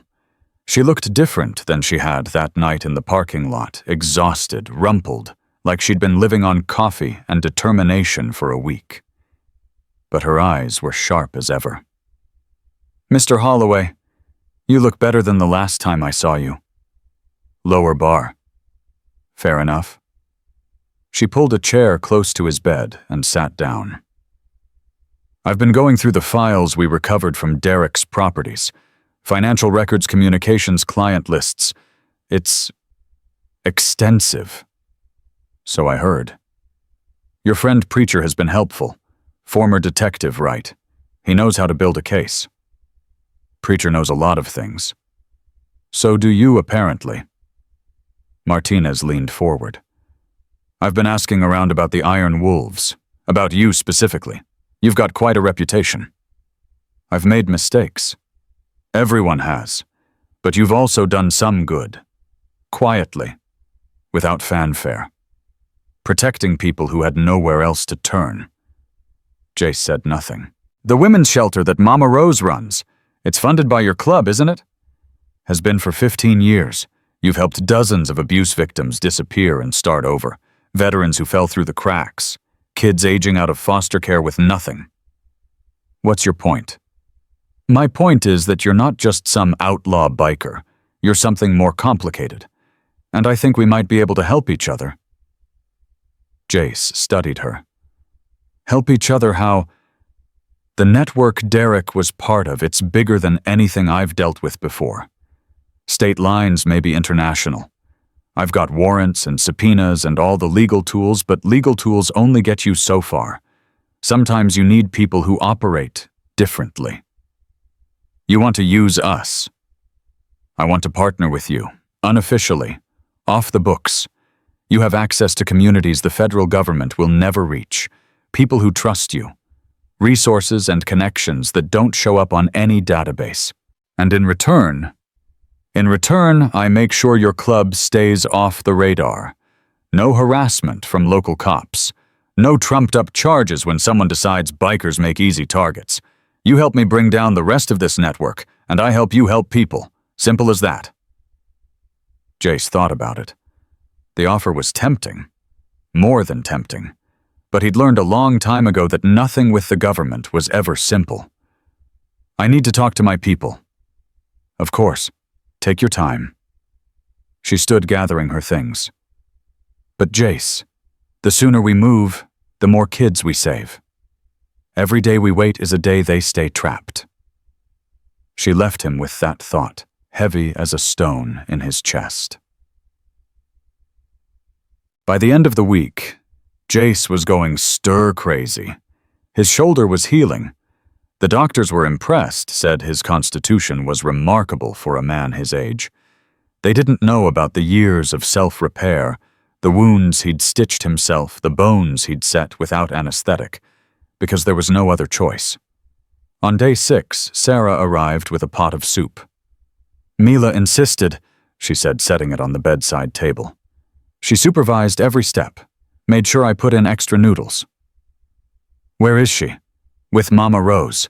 They're doing some kind of art project. Sarah sat down in the chair Martinez had used, tucking her legs under her. She talks about you constantly. Did you know that Jace said this? Jace would do that. When Jace gets better, can we show him my drawings? She's a good kid.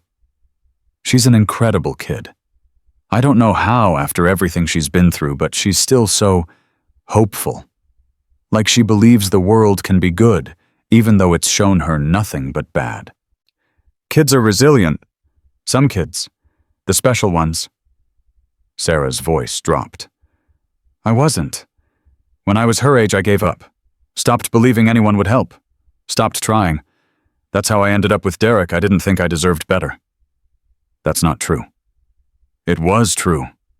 For a long time. She met his eyes. You know what changed? Jace waited. Watching Mila walk into that diner. Watching her ask table after table for help, getting rejected every time, and still keep going. Still keep hoping. Sarah's voice cracked. She was braver at 6 than I've been my whole life. And when she found you, when you said yes, I realized something. What? That hope isn't stupid. It's not weakness or denial or childish naivety. Hope is the bravest thing there is. Because it means choosing to believe in something better even when everything tells you not to. Jace didn't know what to say. He'd spent his whole life being cynical, expecting the worst, armoring himself against disappointment. Hope was a foreign language. But looking at Sarah, this woman who'd survived hell and was still standing, he wondered if maybe it was time to learn. What are you going to do now? He asked. When this is all over? I don't know. Martinez offered witness protection, but that would mean leaving everything. Starting over somewhere new where no one knows us. That might be safest. Maybe. But Mila finally has friends. The kids at the shelter, the club families, she's building a life here. I don't want to take that away from her. Sarah paused. And honestly, I don't want to leave either. For the first time in years, I feel like I belong somewhere. Like there are people who actually care what happens to us. There are. I know. That's what makes it so hard. They sat in silence for a while. The soup was getting cold, but neither of them moved. Jace? Yeah. What happens when you get out of here? What's next for you? He thought about Martinez's offer. About the network still operating, the kids still trapped, the work still to be done. I've got some things to figure out. Decisions to make. Anything I can help with? Not yet, but... He hesitated. When you make your decision about staying or going, I want you to know something. What? If you stay, you've got a place. With us. The club looks after its own. And whether you know it or not, you became one of ours the moment Mila asked to share my table." Sarah's eyes filled with tears. "Why? Why would you do all this for strangers?" "Because I remember being one." Jace's voice was rough. "I remember being the kid nobody wanted, the person everyone looked away from. I remember what it felt like to think nobody in the world gave a damn if I lived or died." He met her eyes. "And then someone did. Someone saw me, really saw me, and decided I was worth saving. Changed my whole life." "Who?" "The man who started the Iron Wolves. He found me in a prison yard 30 years ago. Beat up alone, ready to let the next fight be my last. He sat down next to me and said, 'You look like you could use a family.'" "What did you say?" "I told him to go to hell." Jace almost smiled. He laughed and said, "Already been there. Not impressed." And then he just stayed, talked to me, day after day, week after week, until I finally started believing he meant it. That you were worth saving. That anyone was. That people could choose to be good even when it was easier to be bad. That family wasn't about blood, it was about choice. Sarah wiped her eyes. "He sounds like an amazing man." "He was. Died 12 years ago. Cancer. I was with him at the end.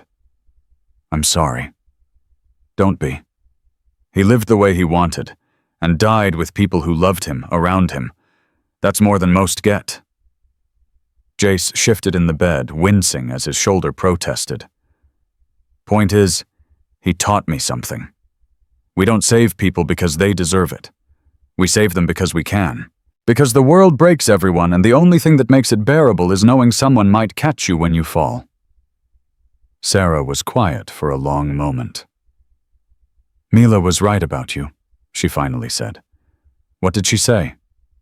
"She said you looked scary on the outside, but you were soft on the inside, like a teddy bear someone wrapped in leather." Jace actually laughed at that, which hurt his shoulder, which made him laugh harder. "Don't tell Brick. He'll never let me live it down. Your secret's safe with me." On day 7, they let him leave. Brick was waiting with a van Jace wasn't cleared to ride yet, which bothered him more than the bullet wound had. The whole club had gathered at his house, cleaning and cooking, and preparing a welcome that made him uncomfortable and grateful in equal measure. Mila was there. She'd made a banner. Purple paper glitter letters, the whole thing slightly lopsided, but made with obvious care. "Welcome home, Jace." "You like it?" She was practically vibrating with excitement. "I did all the letters myself. Sophie helped with the glitter." "Sophie, she's my friend.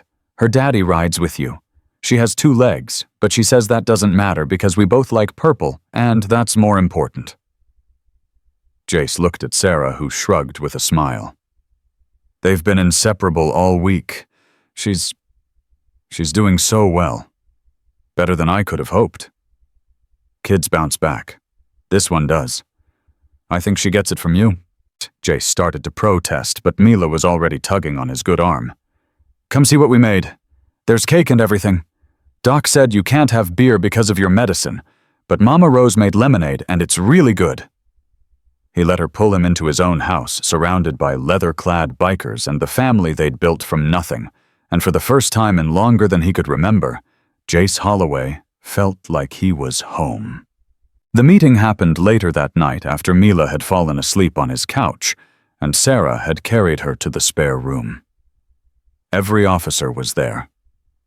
Brick, Preacher, Doc, Tank, Rico, Mama Rose, the people who'd helped him build the Iron Wolves into something more than just a motorcycle club. Jace told them about Martinez's offer. All of it. The partnership. The network. The kids they could save. When he finished, the room was silent. Brick spoke first. "You're talking about making enemies of people way above our pay grade. State senators, judges. Maybe worse. I know. People who could destroy us if they wanted to, legally and otherwise. I know. You want to do it anyway. Jace thought about Mila, about the list they'd found with her name on it, about all the other names on that list, kids he'd never met, kids who were still waiting for someone to save them. Yeah, I do. Preacher leaned forward. The feds have resources we don't. Martinez can offer legal protection coordination information. She can also burn us the moment we're not useful anymore. Tank interrupted. Government types always do. That's why we stay independent, Jace said. We partner, but we don't merge. We help when it makes sense and back off when it doesn't. Our club, our rules. And if it goes sideways, then we do what we've always done. We survive. We adapt. We take care of our own. Mama Rose cleared her throat. Everyone looked at her. I've been running that shelter for 22 years, she said. In that time, I've seen hundreds of women come through, thousands of kids. Most of them had no one, no resources, no support, no hope. And every single time we helped one of them, we were taking a risk. Every single time we could have said it was too dangerous, too complicated, not our problem. She looked around the room. We didn't, because that's not who we are. That's not what this club is about. We're not in the business of playing it safe. We're in the business of giving people chances when nobody else will. Doc nodded slowly. She's right. We've always known this life was dangerous. The question isn't whether we take risks. It's whether those risks are worth taking. Children, Brick said quietly. We're talking about saving children. We're talking about going to war, Tank countered. Then we go to war. Brick's voice was steady. Wouldn't be the first time. One by one, they went around the room. Vote after vote, until finally it came back to Jace. All in favor of taking Martinez up on her offer, every hand went up. Then it's decided. Jace looked at his family, his brothers and sisters, the people who'd stood by him through everything. We've got a new mission, and we're gonna see it through. Sarah found him on the porch, later staring at the stars. Big meeting. Something like that? She sat down beside him, close enough that their shoulders almost touched. I made a decision too. Jace waited. We're staying. Mila and me. No witness protection. No running. She took a breath. This is home now. Whatever comes, we're going to face it here. It might get dangerous. It's already been dangerous. At least now we're not alone. He turned to look at her. In the moonlight, her bruises were healing, fading from purple to yellow to nothing. She looked different than she had that first night. Stronger. More herself. Sarah, I know what you're going to say. That you can't protect us forever. That the club has obligations and enemies, and 100 reasons why getting attached is a bad idea. That's not what I was going to say. No. He looked back at the stars. I was going to say, I'm glad. That you're staying. That I'll get to watch that kid grow up. That... He stopped the words, jamming in his throat. That for the first time in a long time I've got something to fight for besides survival. Sarah's hand found his in the darkness. Just a touch. Just a connection. Two people who'd been broken by the world finding their way back to something whole. Jace, yeah, thank you. For everything. For saying yes when everyone else said no. He squeezed her hand gently. Easiest decision I ever made. 6 months changed everything. Derek Vance pled guilty to 47 federal charges on a Tuesday morning in Nashville. Sarah watched the live stream from Mama Rose's living room, Mila asleep in her lap, and felt something release in her chest that had been clenched tight for years. "Life without parole," the news anchor said. "No possibility of early release." Sarah turned off the television and let the silence settle around her. It was over. Finally, truly over. She looked down at her daughter, peaceful in sleep, and whispered words she'd been afraid to say out loud for 2 years. "We're free, baby. We're really free." The network Derek had been part of was dismantled piece by piece over those 6 months. Martinez and her task force worked relentlessly, following every lead the Iron Wolves helped them find. State senators indicted. Judges removed from the bench. A web of corruption that had stretched across 3 states finally exposed to the light. 23 children were recovered from trafficking situations. 23 families reunited. 23 futures that might have been lost, saved because a 6-year-old girl walked into a diner and asked to share a table with a stranger. The Iron Wolves never made the news. That was part of the deal. They operated in shadows, gathering information, making connections, doing the work that badges and warrants couldn't do.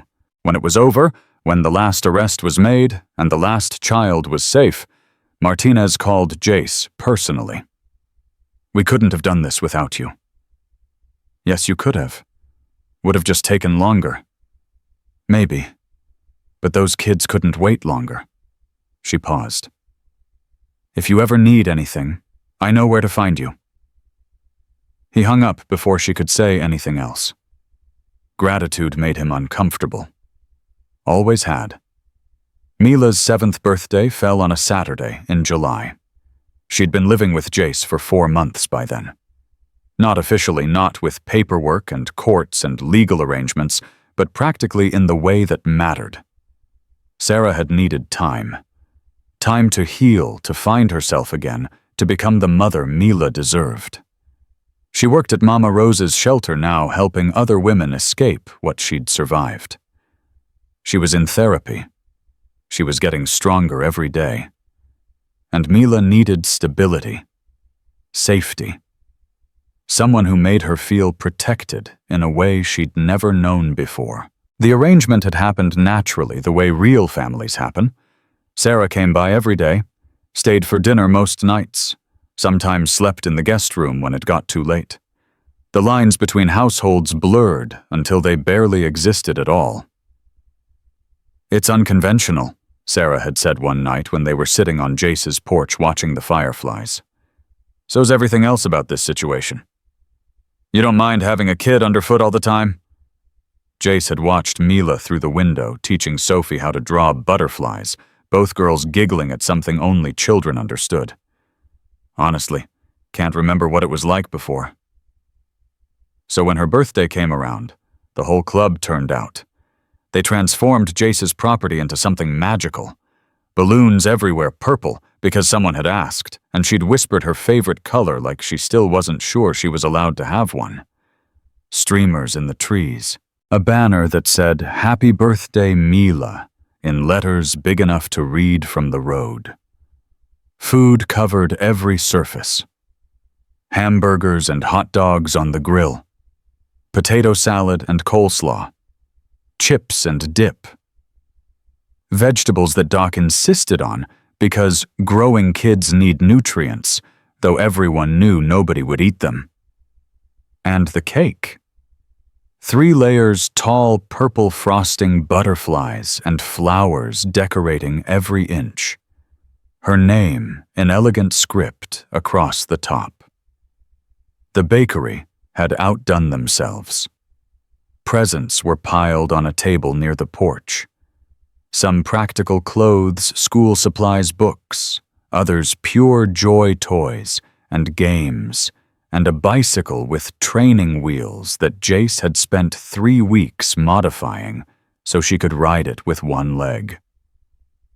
"Think she'll like it?" he'd asked Brick, staring at his handiwork. "Brother, she's gonna lose her mind." The whole chapter showed up.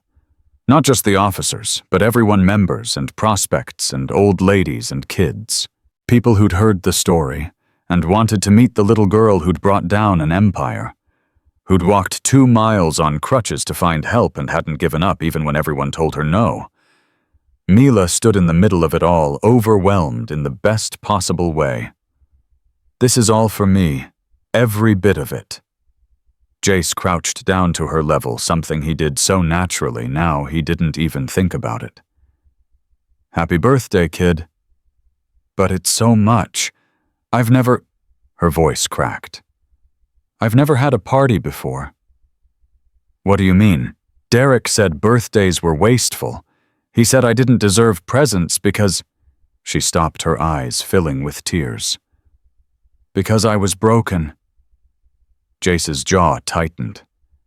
Even from prison, even now that monster's words still echoed in her head. "Listen to me." He took her small hands in his scarred ones. "You are not broken. You have never been broken. Derek was the broken one. Derek was so broken inside that he couldn't stand seeing anyone whole, so he tried to break everyone around him.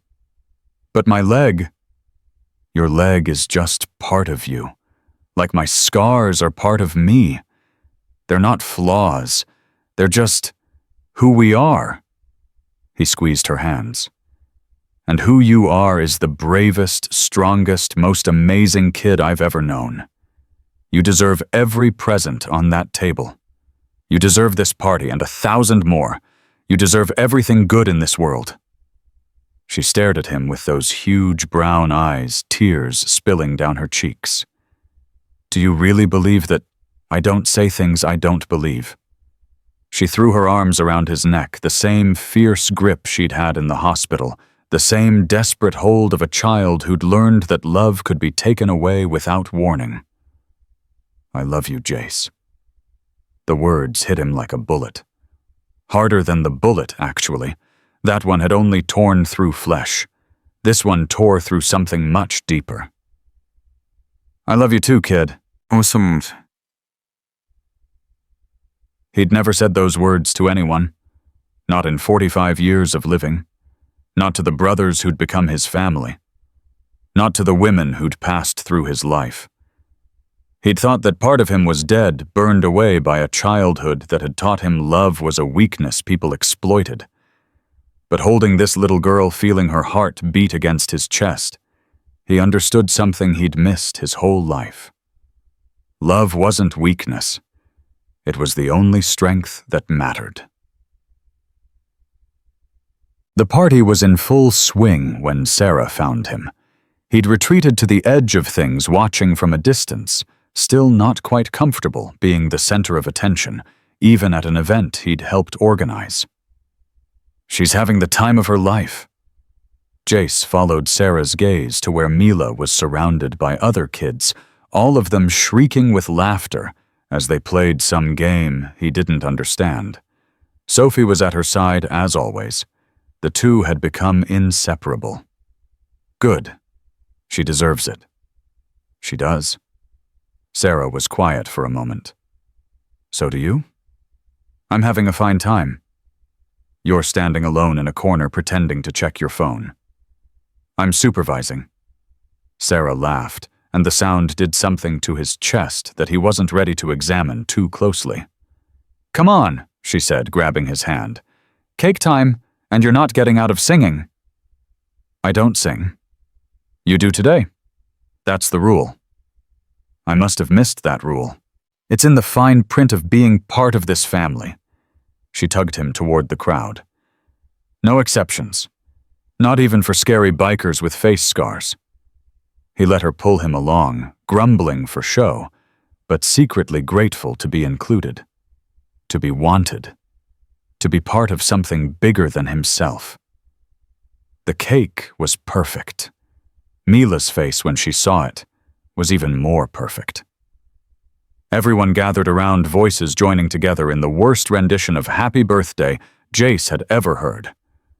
Off-key and too loud and absolutely wonderful. Make a wish, baby, Sarah said. Mila closed her eyes. The moment stretched. When she opened them and blew out the candles, the cheer that went up could probably be heard 3 counties over. Later, someone would ask her what she wished for. Nothing, she'd say, smiling that smile that transformed her whole face. I already got everything I wanted. After the cake was eaten and the presents were opened, someone suggested giving her a proper Iron Wolves welcome. 30 motorcycles lined up in the yard, maybe more. Members from 3 different chapters all come to celebrate this kid who'd touched something in all of them. Ready? Brick asked. Mila nodded, eyes wide with anticipation. The engines roared to life. 30 bikes revving in unison, the sound shaking the ground and rattling windows, and announcing to the world that this little girl mattered, that she was one of them now, that she would never be alone again. Mila laughed.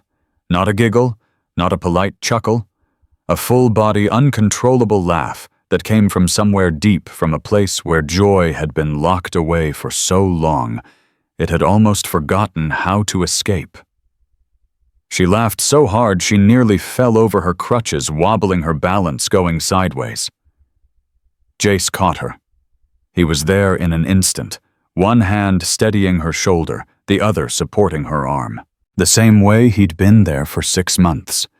The same way he'd be there for as long as she needed him. "You good kid?" She didn't answer with words. She wrapped her arms around his neck and held on her face, pressed against his shoulder, her whole body shaking with happiness instead of fear. "I'm home," she whispered. 2 words. That's all it took. "I'm home." Jace held her tight and let himself feel something he'd spent his whole life running from. Belonging. Family. Love. Over her shoulder, he saw Sarah watching them, tears streaming down her face, a smile so bright it could have lit up the whole county. He smiled back. 3 weeks after the party, Sarah moved in. Not officially, not with any announcement or discussion. She just stopped leaving. Her things appeared in closets and drawers, her toothbrush next to his in the bathroom, her coffee mug in the cabinet next to the mismatched dishes he'd collected over the years. "Is this okay?" she asked one night when they were sitting on the porch again, Mila asleep inside. "Is what okay? This, us, whatever this is becoming?" Jace thought about it. A year ago he would have panicked, would have pushed her away before she could get too close, before he could get hurt, before the inevitable disappointment when she realized he wasn't worth loving. But that was before Mila, before everything changed. "I'm not good at this," he said slowly. "Relationships, feelings, the whole thing. I've been alone most of my life because that was safer, easier. I know. But," he struggled for words, "when I'm with you two, I don't want safe, I don't want easy. I want this, whatever it is. Even if it scares me." Sarah reached over and took his hand. "It scares me too. After Derek, I didn't think I'd ever trust anyone again. Didn't think I deserved to be happy." "You deserve everything." "So do you." She squeezed his fingers. "That's what I'm trying to say. We both deserve this. We deserve to be happy. To build something good from everything bad that happened." "You really believe that?" "I'm choosing to believe it, every day. That's what hope is, right? Choosing to believe in something better even when you're afraid." Jace remembered saying something similar to her in the hospital months ago. She'd been listening. "I'm gonna mess up," he said. "I'm gonna say the wrong thing or do the wrong thing, or so will I, so will Mila. That's how families work. We mess up and apologize and try again. Is that what we are, a family?" Sarah looked through the window at Mila, then back at him. "What else would you call it?" He didn't have an answer for that. But for the first time in his life, he didn't need one. Some things didn't need words. They just needed time. "Okay," he said quietly. "Okay." Okay, let's be a family. Sarah leaned over and kissed him. It was soft and tentative and perfect. Was that okay? She asked. Yeah. His voice was rough. That was okay. On a Sunday morning in September, Mila made an announcement at breakfast. I have something to show you. She disappeared into her room and came back with a piece of paper. Another drawing like the one she'd given Jace in the hospital, but different. This one showed a house, 3 figures in front of it, a tall man with scribbled tattoos, a woman with yellow hair, a small girl with 1 leg and crutches. But this time there was more. A dog sitting at their feet. They'd adopted a rescue mutt named Tank Jr. 2 months ago. Motorcycles in the background. Other figures around them, smaller, but present, representing the club. And underneath, in letters that were neater, now more practiced, 3 words, My Family Home. Jace and Sarah stared at it together. I had to add more people, Mila explained, because our family got bigger, and the house needed to be bigger too. And I put Tank Jr. in because he's family now, even though he eats my socks sometimes. It's beautiful, Sarah whispered.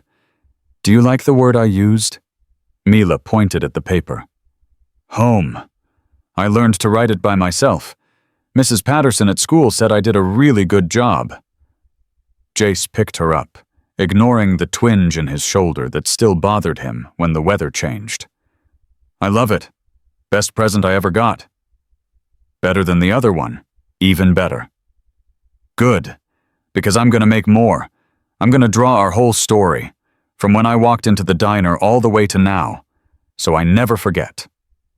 You won't forget, Sarah said, but drawing it is a wonderful idea. Jace can help me remember the parts I was too little to understand. Right, Jace? Right, kid? Anytime you want. She hugged him tight, then squirmed to get down. I'm going to go start. This is going to take a lot of paper. She grabbed her crutches and took off toward her room, moving with a confidence now that hadn't existed 6 months ago. The confidence of a child who knew she was safe, who knew she was loved, who knew finally that she was home. Sarah leaned against Jace, her head on his good shoulder. Think she'll really draw the whole story? Probably. She doesn't do anything halfway. Wonder where she gets that from. Jace thought about the night they'd met, the diner, the tables that had turned her away. The moment she'd stopped in front of him and asked to share his table. I was just eating a burger, he said. If she'd come in 5 minutes later, I would have been gone. But she didn't. No, she didn't. And you said yes. Easiest yes I ever said. Sarah was quiet for a moment. Do you ever think about it? How different things would be if you'd said no like everyone else. Don't have to think about it. Didn't happen. She asked, I answered. And here we are. Here we are? Sarah's voice was soft. Building a family from scratch. A biker and abuse survivor, and a 6-year-old girl who changed everything. 7 now. 7-year-old. God, time flies. Does that? But I'm not in a hurry anymore. Jace pulled her closer. Got everything I need right here. 1 year to the day after Mila walked into the Copper Kettle Diner, the Iron Wolves held a dedication ceremony. They'd raised money, done fundraisers, called in favors, and built something from the ground up. The sign out front read, Mila's Voice, a foundation for forgotten children. It was a beautiful building. Warm colors, welcoming spaces designed to make scared kids feel safe. A place where children could go when they had nowhere else. Where they'd find people who would listen, believe them, fight for them. Carmen Martinez cut the ribbon. The whole club was there along with half the town. The church women who'd whispered that day in the diner they'd donated more money than anyone. Guilt, maybe. Or redemption. Either way, it helped. Mila stood at the front between Jace and Sarah, watching the crowd. "There's so many people," she whispered. "They're here because of you. Because of all of us." "No kid." Jace crouched down. He'd probably done it 1,000 times by now, that movement as natural as breathing. "They're here because you were brave. Because you didn't give up when everyone told you no. Because you kept walking until you found someone who would help." "You helped." "I just said yes. You did the hard part." She thought about that for a moment. "Can I say something to everyone?" Sarah looked at Jace. He nodded. "Go ahead, baby. Say whatever you want." Mila hobbled up to the microphone. It was too tall for her, so Brick adjusted it down, giving her an encouraging smile. The crowd went quiet. "Hi," she said. Her voice shook a little, but she didn't stop. "My name is Mila. I'm 7 years old. A year ago I walked into a restaurant because I was scared and hungry, and I didn't have anywhere else to go." She took a breath. Everyone said no. Everyone looked away. I thought maybe that was just how the world worked, that some people mattered and some people didn't, and I was one of the ones who didn't. Sarah wiped her eyes. Jace's jaw was tight with emotion. "But then I found Jace. He was the scariest person in the whole place, big and covered in tattoos, and everyone was afraid of him. But when I asked if I could sit at his table, he said yes. He didn't look away. He didn't pretend I wasn't there. He saw me." Her voice grew stronger. "And then more people came. Brick, and Doc, and Preacher, and Mama Rose, and my mommy got saved. And the bad man went to jail, and I found out that families aren't just the people you're born with. They're the people who choose you." She looked out at the crowd. "This place is for kids like me. Kids who think nobody cares. Kids who are scared and don't know where to go. I want them to know something." She pointed at the building behind her. "This is a place where someone will always say yes.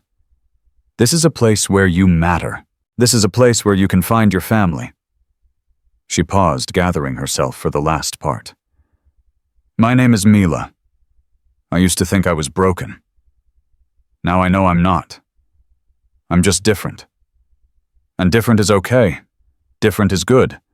Because if I wasn't different, I wouldn't have walked into that diner. I wouldn't have found my dad." The word hit Jace like lightning. Dad.